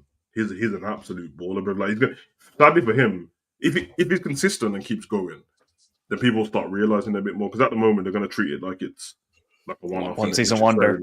Yeah. Because if it wasn't, then that Ballon d'Or talk's a little bit different if he goes and wins the Champions League. But I think it's also is because like how old is he actually? He's 27, isn't he? He's old. Yeah, so 28. Jeez. So do you know what I mean? Like he's but he's another one of those players that obviously we don't know how his career is going to finish with. Hey, Benny got the Ballon d'Or at 35, bro. So don't worry about that. And Modric is still playing, and Modric is saying that he wants to stay until 2026 now. So hey. Oh, is that what it is? Yeah. Modric wants to stay another year. He's so cold, bro. He's so cold. I don't even look at Modric and think, no, you can't play. like I'm like, you probably continue. I think he's going to retire after the next World Cup. Then he retires. Yeah. Oh, is that what he's trying to do? Yeah, he just wants to play. I think another one season. I miss watching Kroos, man. Yeah, Kroos, man. I feel like Kroos could have continued as well. I feel like he just said, "Yeah, I'm tired of this." Like he just didn't really want to continue playing. Valverde's the next one up in there, man. Valverde's a complete footballer, bro. Yep. And he can fill in at any position. It's crazy, though. Yeah, play him a goalkeeper. He'll be the best goalkeeper in the world. Yeah, guarantee it. Ousmane Dembele. He's any of the two. But his GA's only been here once this season. I kind of feel like it's just on the aesthetic with him. I feel like that as well. I don't that's what I think is outside of that. Like this season wouldn't be able to skew enough for me to be like, you're gonna have to do it longer, really, to get further up on that, bro. You got to realize, bro, we're talking about a guy who we've been talking about since he was at Rennes, bro. Like, and it's only now. And bear in mind, as Savage, I think you mentioned it about the like when you talk about him versus Mbappe, bro. It was him. I thought he was going to. It was him, man. Yeah, bro. Yeah, it was him. Like with the talent level. And he has not reached that potential. These times Mbappe is 26 or whatever, and he looks like he's gonna win a Ballon d'Or tomorrow. Like so, yeah, I feel like with him it's just that. Do you guys think if PSG win the Champions League, he wins Ballon d'Or? He would definitely be in the top three. I can definitely say that. He would have to be in the top three just by default because he won the Champions League. Yeah. So and he would probably be the main contributing factor to them winning it. Who wins it? I don't know. I feel like they need Real Madrid to win the fucking Champions League, bro. Like it just won't make sense for anybody else. No, I'm saying I feel like they Ballon d'Or need Real Madrid to win the Champions League just for the whole. You men are gonna find out. He's not gonna find out this season how crazy Vinny is, blood. Because if Real Madrid win the Champions League and that, bro, Mbappe's gonna win it, and Vinny's gonna lose his shit. Oh no, Vinny's leaving. He's going to Saudi then. Because you can't do that. I'm not going to turn up this time because your teammate's the one who's winning. Yep. We're getting there, man. We're getting there. That's the last one. Harry Kane. Put him at the top. That's just funny, bro. GA 100% performances. I think. Listen, I know no trophy yet. He'll get it this season, maybe. I think he will though. No, he's GA because if you look at the finals, Spurs against Liverpool, no. Euros, Ghost. No, but his GA in general is like... Yeah. I'm not even going to dispute his GA. I'm looking at more the other two. Aesthetically... The aesthetic one was Harry Kane's weird, isn't it? Because aesthetically, his passing is incredible, bro. He's shooting. But I also think he's a good striker in general. Like as in, I would like. You see, when we talk about strikers for us here, we're like, obviously, I would love to sound like an Isak or whatever. I also know that Harry Kane's got a release clause next January. I don't know. Can we wait like for a hot second, just buy him then? I don't know. Yeah, he's not getting injured anymore. The only thing Harry Kane is he's Like if Salah it's just the performances that get me. If he turned up in the biggest moments for Spurs. He spent most of his time playing for Spurs, hasn't it? So no, but that's what his context. Has he performed? Spurs only ever got 2 finals, FA Cup and the Champions League. Because I was also thinking of England. England didn't show up at the last Euros. No, I don't. 2018. I don't rate Kane in international football. I don't care if he's our top goal scorer, but those were a lot of goals against San Marino. All of that flipping. So, that's what I'm thinking. Does he have really like the performances? Okay, yeah, you could say North London Derby, but is that it? But then if you keep it because it's less big games because he's played for Spurs, then his big games are going to come against the biggest teams he plays against in the league. And in that he's great in them games against all the top teams. He's cold against and Champions League as well. Before Bayern Munich, Spurs Champions League, Kane was on smoke, bro. All the big games. but he wasn't integral to that run for Spurs. It was Lucas Moura, Fernando Llorente that stepped up instead of because I think he was injured for most of that season. Yeah, he was injured. Yeah. He weren't there in the semi-final. They brought him back. So that's why I'm kind of leaning towards 2 out of 3. I think he's got the GA and he's got the aesthetics, but the performances. It's weird. It's because obviously if we're keeping it relative to Spurs, as Savage said, remember they're not getting into finals like that, so I can only judge it against just whatever team that you come up against, and I feel like he bags against anybody. Like you're not right. He wasn't good in any of the Spurs finals. He wasn't good in the final for England. What Spurs finals has he been to? Just Champions League, FA Cup, and Champions League. Remember the Sat Mourinho? Remember? Or was it League Cup? League Cup. Man City. Yeah. Hold on, who did they lose to? Chelsea. Man City they lost to in the the League Cup. Man City in the Burgundy kit, innit? I remember because Thingy was their manager. His homeboy Ryan Mason. Yes, he's rubbish in the Euro final. He's rubbish in the Champions League final, even though he come back from an injury. But that's your fault, and you shouldn't have played. Moura should have played. Maybe 2 out of 3 slightly. Actually, the way we're talking. And yeah, you're right because them England big games, bro. He's missing that. No, he fell into that Rooney spot, innit? You know how Rooney's on the footballers, but England, it's not his fault. But England start doing that thing where it's like, we know what one of the problems are here. Rooney shouldn't be playing, and it's like, let's still play him. Well, Savage, you could kind of blame him because he did miss that penalty against France. He didn't show up against Croatia where he should have squared it off to Sterling. So. Yeah. No, I do blame him for that. I just don't blame him for getting put back into the team when he was injured for the. No. That's no one's going to say no to that. But if Moura played, we were terrible in that Champions League final. It was boring as shit. It was the worst final I've ever seen, other than Juventus Milan 2003. It was terrible. That game was boring. I remember that as a kid. Gee, that final feels like this season, bro. Yeah. Where the quality was like we'll limp over the line with the Prem and that. I'll be gassed just because we never win it that often. But really, don't talk after this season. Don't talk to me about this season again. I'll talk about And I just want to forget this season. But at least I want to come out of it and say, well, at least if you do a ranking show in 3 years, don't be asking me and Michael and Harris like, you remember that game where Smallbone the deflection and we beat Southampton, brother? I don't give a shit about that game. All right, last couple. Frank Ribari. That was a baller, innit? Looking like a Bond villain, bro. But he looked like such a man. He looked like, I've been in the streets for way too long. But he was Benzema's. That was his right hand man. That was his. You know what I mean? And I don't want. I'm not gonna say it because born again and you know what I mean laws. But all I'm saying is him and Benzema. There was something with a girl, and that girl hadn't done her GCSEs, blood. So I don't know what you want to make of that, bro. She ain't. You know what I mean? She still had a teacher, blood. But anyway. I'm going to put him in 2 out of 3. I was about to be lazy and just go wherever Robin is, put him there, blood. But where's Robin? 2 out of 3 as well. Any 2 out of 3, that's what. Because he doesn't have the GA like Robin. Last time I saw Ribéry, he was playing last season. There was a night tournament thing on, and they brought him on as a special guest, and that stiff blood, looked trash blood. Oh no, Savage! You got to see what he did last night, Ribéry. Oh, Robin, I saw that. Yeah, I saw that. Yeah, man, scored a mad goal. Ribéry, Isak player, man. Him at Marseille was so good. Cold. Alexander Isak. Let's put him at the top just for that celebration against us. 2 out of 3. The celebration. Isak's a very interesting one though because. You would immediately say GA, but prior to his move to Sociedad, I was going to say his GA has always been up there. Yeah, Savage, I will never understand how it didn't work out at Dortmund. I will never understand. I thought that was the perfect club for him. Because I remember watching him at 16 in Sweden. I was like, this guy is actually Zlatan.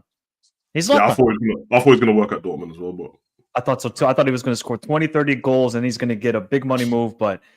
Look, sometimes it just doesn't work out. ENDZ as well. Fucking hell. Yeah, he had to go to Heerenveen. I think Heerenveen or some club there. Heerenveen or Willem. Willem. Yeah, Willem too. Yeah, Willem. Yeah, and then he scored there. Then he went to Sociedad. 14 goals in 18 games. Yeah, he was cold then. So I probably wouldn't put performances just yet. I think we got to because see he was- more of a he- catalog. I was going to say Yeah. that because he was hit or miss in international football before that as well. Yeah. So I would probably put aesthetics for me. Aesthetics. So Yeah. 2 out of 3. No, I would just put just only aesthetics. Oh, just okay. First. Yeah. First. Yeah, because GA He doesn't have the GA yet. Yeah. Yeah. It's more recency. Last but not least.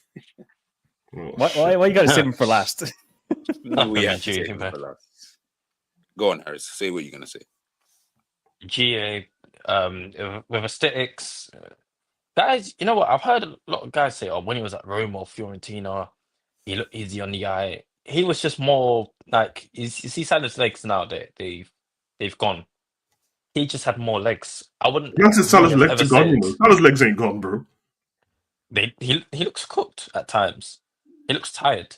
In, Yeah, f- so, in like, if you maybe look in, at- in okay, comparison alright. for him, but as a normal player, he's still burning bare man. They're still faster than most of the Premier League, bro. Yeah. Yeah. definitely burning Okay, bare all man. right. Let me rephrase But that. for him, yes, you're right. In Yes, recent in years, his case, he's looked slower. Yeah.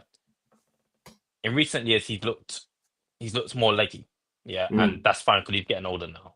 So I can't. Okay, yeah. So I can't say his legs have gone, but he's looked more leggy recently. Yeah. So when he was at Roma, yeah, he was. I guess I could say he was more kick and run. Yeah. At times he would actually dribble. Because I feel like at Roma, he was doing a madness at times. So same as Roma, Fiorentina, and But I Bologna. wouldn't say as well. he. But I wouldn't say I actually think he's he was like, a better dribbler before he moved to Liverpool. I actually think he was better then. Way better. Yeah. Yeah. He just made himself efficient in the Premier League. Found out what was. I just That's don't what think I was Salah. thinking. I just don't think Salah belongs in the aesthetic convos. And when I think of aesthetics, I think of your Hazards, etc. Fairs? No, I'm not going to disagree with you there. Fairs. Yeah. If we're talking whole career Salah, obviously GA we know, so he's definitely one. It's the rest of them we're trying to figure out. Performances. I think lack of performance is a newer thing for Salah than his whole career. I don't think he was a performer before, bro. Well, okay, so Michael, I'll ask you this then, because you watch it. Internationally, then. Oh Jesus! I knew you were going to ask that. Man said Salah and Hegazi blood. That's crazy talk. Come on, Salah and Savage. Tutankhamun. He's been to 2 finals and he hasn't shown up in either of them. None of them. Michael, you just have to be honest with Salah, bro. Salah doesn't turn up in any. Salah doesn't turn up in any. He doesn't turn up in any finals. To be fair, yeah, it's true. But even on the road to those finals, it wasn't like he's not that vitally it up or anything. He wasn't like vitally important. That AFCON final he got to was they had a penalty shootout in every round, bro. Yeah. They stunk their way through to that final, bro. Yeah, that's what you call scumbag your way to a final. Yeah, it was was the definition of it. International wise, final, he scored the pen. No, Sadio Mane showed up in the AFCON for Senegal. No, that's what I'm saying. Like at least Sadio Mane, like throughout the tournament, he was actually performing. Throughout the tournament. Yeah, it wasn't even just. Most people would say that Salah's best final in terms of performance was the Madrid one we lost 1-0. Yeah. And imagine that. Apart from that, bro, like I would have loved to have seen him fully if he played fully for that 17-18 final, though. I think he would have done really well. I'd love to see that. Yeah, when the armbar, Ronda Rousey armbar. But if you look at his finals all round, so he's been in 2 Carabao Cup finals, didn't do well in both of them. One against Chelsea and Newcastle. FA Cup, got injured. Groin against Chelsea. Spurs final penalty. Looking after that penalty was early, bro. Who else? AFCON. Yeah, let's not even speak about that. I think I'm forgetting one more. Real Madrid. Yeah, we lost, but like, let's just say he was like a 6 out of 10 in that final, which is good compared to the other finals that he was in because he's been poor in practically all of them. That final was so boring. Yeah. Which final? The one when we lost 1-0. So boring, bro. The game got delayed by like an hour. Yeah. Oh, but see, like honesty is talking. We're trying to revive Thiago, innit?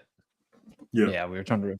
See, honesty is talking about he's been mid in the UCL. I would kind of disagree. I don't think he's been mid. I don't think he's been mid. He just gets bad when he gets to the finals, like the semi-final and the final. Apart from that, group stage is calm. Yeah, Salah's cooking. Even Savage, look at that semi-final performance against. I mean, obviously it's AS Roma. Say what you want, but it's a UCL semi-final. He's great. It was great. Quarterfinal against Man City, great. So I don't think he's been mid. Of course, if you just want to talk about finals, yeah, he's been mid, but I still think he's got the performances for me. Think about Salah with finals, man. I wonder if he just for a man who's like mentality is so strong, he might just overthink finals. I think he does. I think he just overthinks. He might make him bigger than Salah's, yeah. Do you think in a negative way he might overthink? Oh, what if this happens? You know when Guardiola used to do that as well as a coach, bro. Just used to keep changing stuff, bro. Yeah, when he put Gundogan on a DM against Chelsea. And remember, it's a fight. Like people underestimate finals. Yeah, that's finals massive, is not like your regular game where like there's nothing on the line in terms of outside of points and stuff like that. But when it comes to a final, bro, man are really fighting for their fucking lives here, like in these games. So that the intensity, the not wanting to make a mistake. So you know when you might come up against, like, he could have come up against Robinson. Nah, that's a bad because he's actually good. Like, he could have come up against any type of like just meaty left back, right? And he could have just stunk it up regardless anyway, because Donny's not going to give you any space. He's like, bro, I'm not making a mistake today. Whereas in the Prem game, it's all about the occasion. You're trying things, like, you know what I mean? You're not trying to, remember in the final, you're not trying to concede a goal. So Salah's that's why finals are mostly 1-0. Yeah, exactly. Salah's bad in finals isn't down to like Salah's rubbish on the ball in finals. He seems like he doesn't want it. He seems like he doesn't want the ball. He's like, let me stay out the situation. Yeah, and then hopefully I don't get, you know what I mean? I can't make a mistake if you don't keep giving me the ball. I'll just stay out of it. Whereas the bigger players, when the mentality is a little different, they want to grab the ball in it. Like Cristiano and that, he's like, now give me the ball now. But Salah's still cold. That's why you see... Everyone put me to that 3. Yeah, that's why you see like Newcastle. I already knew that they were going to win. Because if you look at their players, if you see how their players act at St. James's Park, all the screaming and running about, how do you think they're going to play in a final? Yeah, they're going to be all up in your face. They're going to be rushing you. Yeah. Yes, even I did rate and that. Plus, they lost the one to Man United. They were definitely not going to allow to the one that they lost to Man United. They did what Slot did in that game, bro. They changed it. They like their intensity was gone. They was overthinking it because they hadn't been in a final for so long. They're too scared to not lose instead of being excited to win. And then this time, that's why they completely had a different performance over the weekend. Yeah, they were more comfortable with the whole situation. Yeah, if you watch the Man U game, if you watch the last 20 minutes of the Man U game, Newcastle were great. But it was too late for them. And that. You know what I mean? They're carrots. And you have to forget who was in goal that day, Savage. Yeah, for they're Newcastle. Wilson was up top. I don't. Didn't play any minutes and then he got thrown into a final. Oh my god. Isaac was on the bench that game. The first goal United scored, where it took a deflection and went through Karras' arms, and that was like, oh yeah, on Botman, innit? It was a Botman, yeah. The other one was the set piece. Is Gerrard a bigger game player than? No, it's not. It's not a question, bro. It's not even a question. That's Gerrard's thing, bro. You're talking about the guy who scored to win us the FA Cup. You're talking about the guy who got us back into the game in the Champions League. You're talking about the guy who was just alive at the right time. He's done every final, hasn't he? FA Cup, League Cup, Champions League. Like he's done it all. So then, would you say that Gerrard's more of a legend than Salah? Another time, but I'm not even here to fight you on that. Although you have to say though, to be fair, in all fairness, even though I think Gerrard's a bigger legend, you don't really get your legend while you're playing in it. Like it's very true. Yeah, it's more when you finish. Give Salah how he's going to finish. Only Ronaldo and Messi at Barcelona and Real Madrid. Yeah, literally. Yeah. So where are we putting Salah then, guys? Well, what have you guys? What's the conclusion you've come to? Harris is saying just GA. Michael saying any 2 out of the 3. I want to say you said. Yep. I'm gonna be fair to Salah, man. His whole career is not Liverpool, and his whole Liverpool career has not been no performances. So I'm gonna go 2 out of 3. I'm gonna go GA and performances. The aesthetic thing, that's not my thing. Still with Salah, still. Okay, so we get it. We know you don't like it. Okay, thank you. No. I love Salah, man. I love Salah, but that's the thing, bro. Like, you know, we're so close with the contracts and all that, and Salah might leave, and that. I'm not gonna, even though I speak about Salah like that, I'm not gonna be happy when he goes. But it's one of those like, you know, we got bums here. Like, that's the problem. Like, let's see. Hey, do you remember that dummy against West Ham? I had to do that. You know, guys will try and say that's IQ or aesthetic or I think The he Salah one. improvised it. Yeah, I think he improvised. No, this is what happened in that Salah one, yeah. Everyone argued with me after the game on ENDZ stream to the point where I was like, bro, I'm not. Salah definitely didn't mean to do that. Salah said in the interview that asked him, did you mean to do that? He said, nah, that's not where the ball was supposed to go. That's what he said. So how come he said it? Remember that ball where he looked like he did that mad dummy, bro? Against who? West Ham. Oh, yeah. Me and Jerry were watching it from the stands, and we said, like, nah, he didn't mean to. Yeah, because that was the game when Trent done the grass cutter passing. Probably the best part I've seen this season. Yeah, bro. Like, it's so crazy. Every time I say something, he gets backed up by the manager or the player, and I'm still getting cooked for it, bro. Yeah, but when you disagree with Salah, yeah, you're called. You're saying, you're, what's the word that they always say? Oh, you're being disrespectful.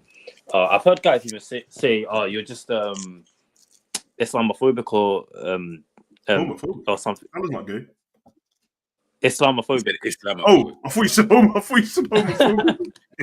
Sorry, Salah got a wife, bro. No, and the thing is, I hear it. I understand, because people are so dumb. Like, they have to relate these kind of things because. Nah, bro, I told you, bro. These not put a hit out. They put a hit on Roms, bro, just for saying. Yeah, I'm saying, bro. Roms has got man. They want to end Roms' life. But man said, if I see you in Luton and that, blood, it's long. I was like, whoa. I've said many times, yeah. If Salah was to see you on road, he is not dapping you up. He's walking straight past you. Yeah. So why are you trying to kind of befriend or defend these men for your lives? Like, Salah don't care about you. If you was to ask Salah for a picture, yeah, he'll probably throw at you. It's quite intriguing that you said this year, because I was thinking about this before we went on stream. I'm actually not rude about many footballers at all, innit? I try not to speak about personal at all, and I'll joke around, but I'm not rude about them. So if any footballers saw me, you couldn't really say much in it, apart from maybe Rashford and Tyrone Mings. I really don't like Tyrone Mings, bro. but apart from that, I'm pretty nice to them and that. But I was thinking, footballers, they're still people in it. So if you ask a footballer, do you like this movie? And he goes, no, this is shit. I don't like the actor. It's the same thing. Yeah. Like, there's no difference. On TikTok, footballers have TikTok in it. And sometimes I may see like a video, and then one of the footballers have reposted it. Everyone in the comments is saying, Garnacho reposted. I was like, bruv, he has the app the same as you, and he can click the same buttons. Don't get me wrong. I think when you're a professional athlete, it means that things at the top level, you might respect what somebody does to get to that level a little bit more, innit? So you might be less rude about it, but you still might not just like something. And that's how I feel about, if I don't like Salah aesthetically, that has nothing to me. Like, I still like him as a player, bro. It's just that you take yourself back to being a child again, and actually, Troy Deeney said that, and it sounded bad, but I wouldn't pick Salah to be, when I was a kid in the playground, that's not the person I wanted to be like, innit? It's fine. It's not a problem. I didn't want to be like Shearer. Yeah, I was going to say. All right, I'm going to round it up. We need to just see the time. Head out. There's a question in there actually I wanted to answer. A question: if you have to build your team around one of these three players in their prime for Liverpool, that's would it tough. be Gerrard, Modric, or KDB?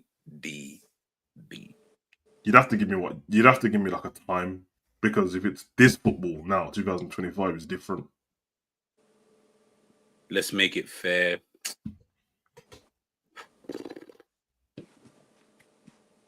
$2010.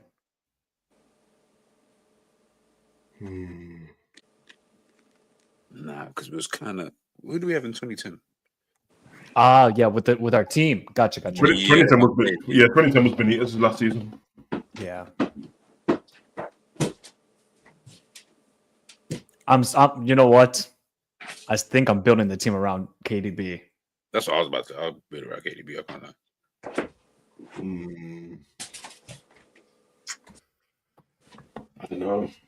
I don't know. I think if it was now, it would be Modric, bro. If it was prime Modric in 2025, I'm building around Modric. But KDB was that's a tough one, man. Obviously, if you say any of the three, that's okay. Yeah, but that's what I'm saying. There's no real wrong answer. What I'm saying is, if it's Wolfsburg KDB, it's a different thing, bro. Like this, it's a bad boy right there. Yeah. Nah, I'm probably picking Gerrard still, just because like he can do everything, bro. I know the other two are cold, but he can do absolutely everything, bro. So I'm using Gerrard, bro. I hear it. Salah will have the same amount of prems as Wenger. He did not get one with Chelsea. Yeah, he officially did not get one. Didn't play enough games, innit? He only played 3 games that season in the Premier League. Yeah.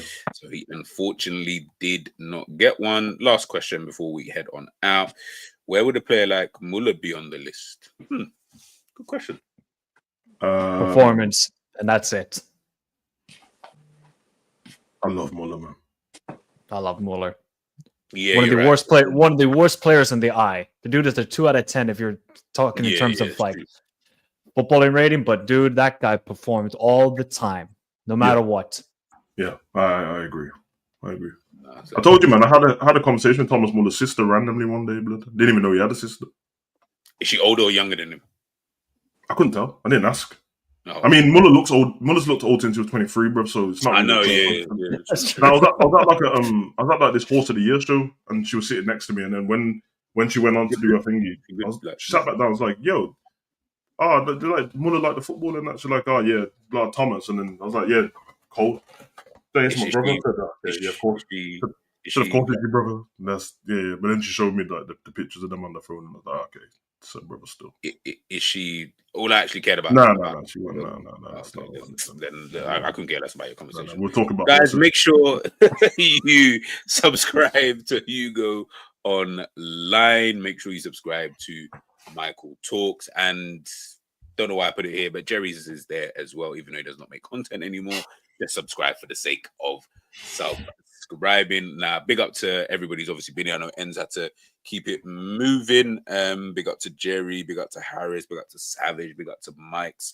Been a good conversation, man. I can't even lie, man. Been interesting to see, looking at it, where we've kind of placed certain players. I feel like some players have, when we've spoken about it, they, you know what I mean, they've been a bit underrated. Well, I feel like people are underrating some of these players, Bruno Fernandes and stuff like this, and been interesting to see where we've placed other players in terms of how we rate them. But at least Mo Salah was not just in the GA merchant, so I'm happy. Yeah, that I find that disrespectful when this people do that about Salah, because that's not his whole career, bro. Like all he's done is adapted and become more efficient at what he's good at.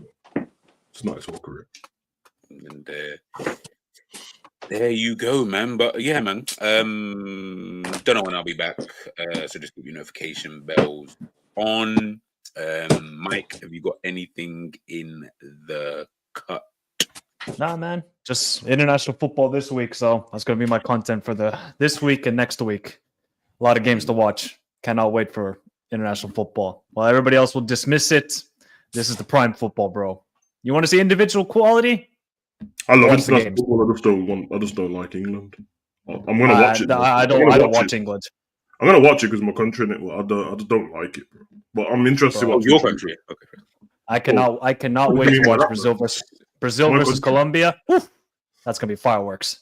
Yeah, man. Gee, what are you trying to say, bro? It's my country, bro. Guys, make sure you smash the like button on your way out, please. And I'll catch you guys real soon. Peace.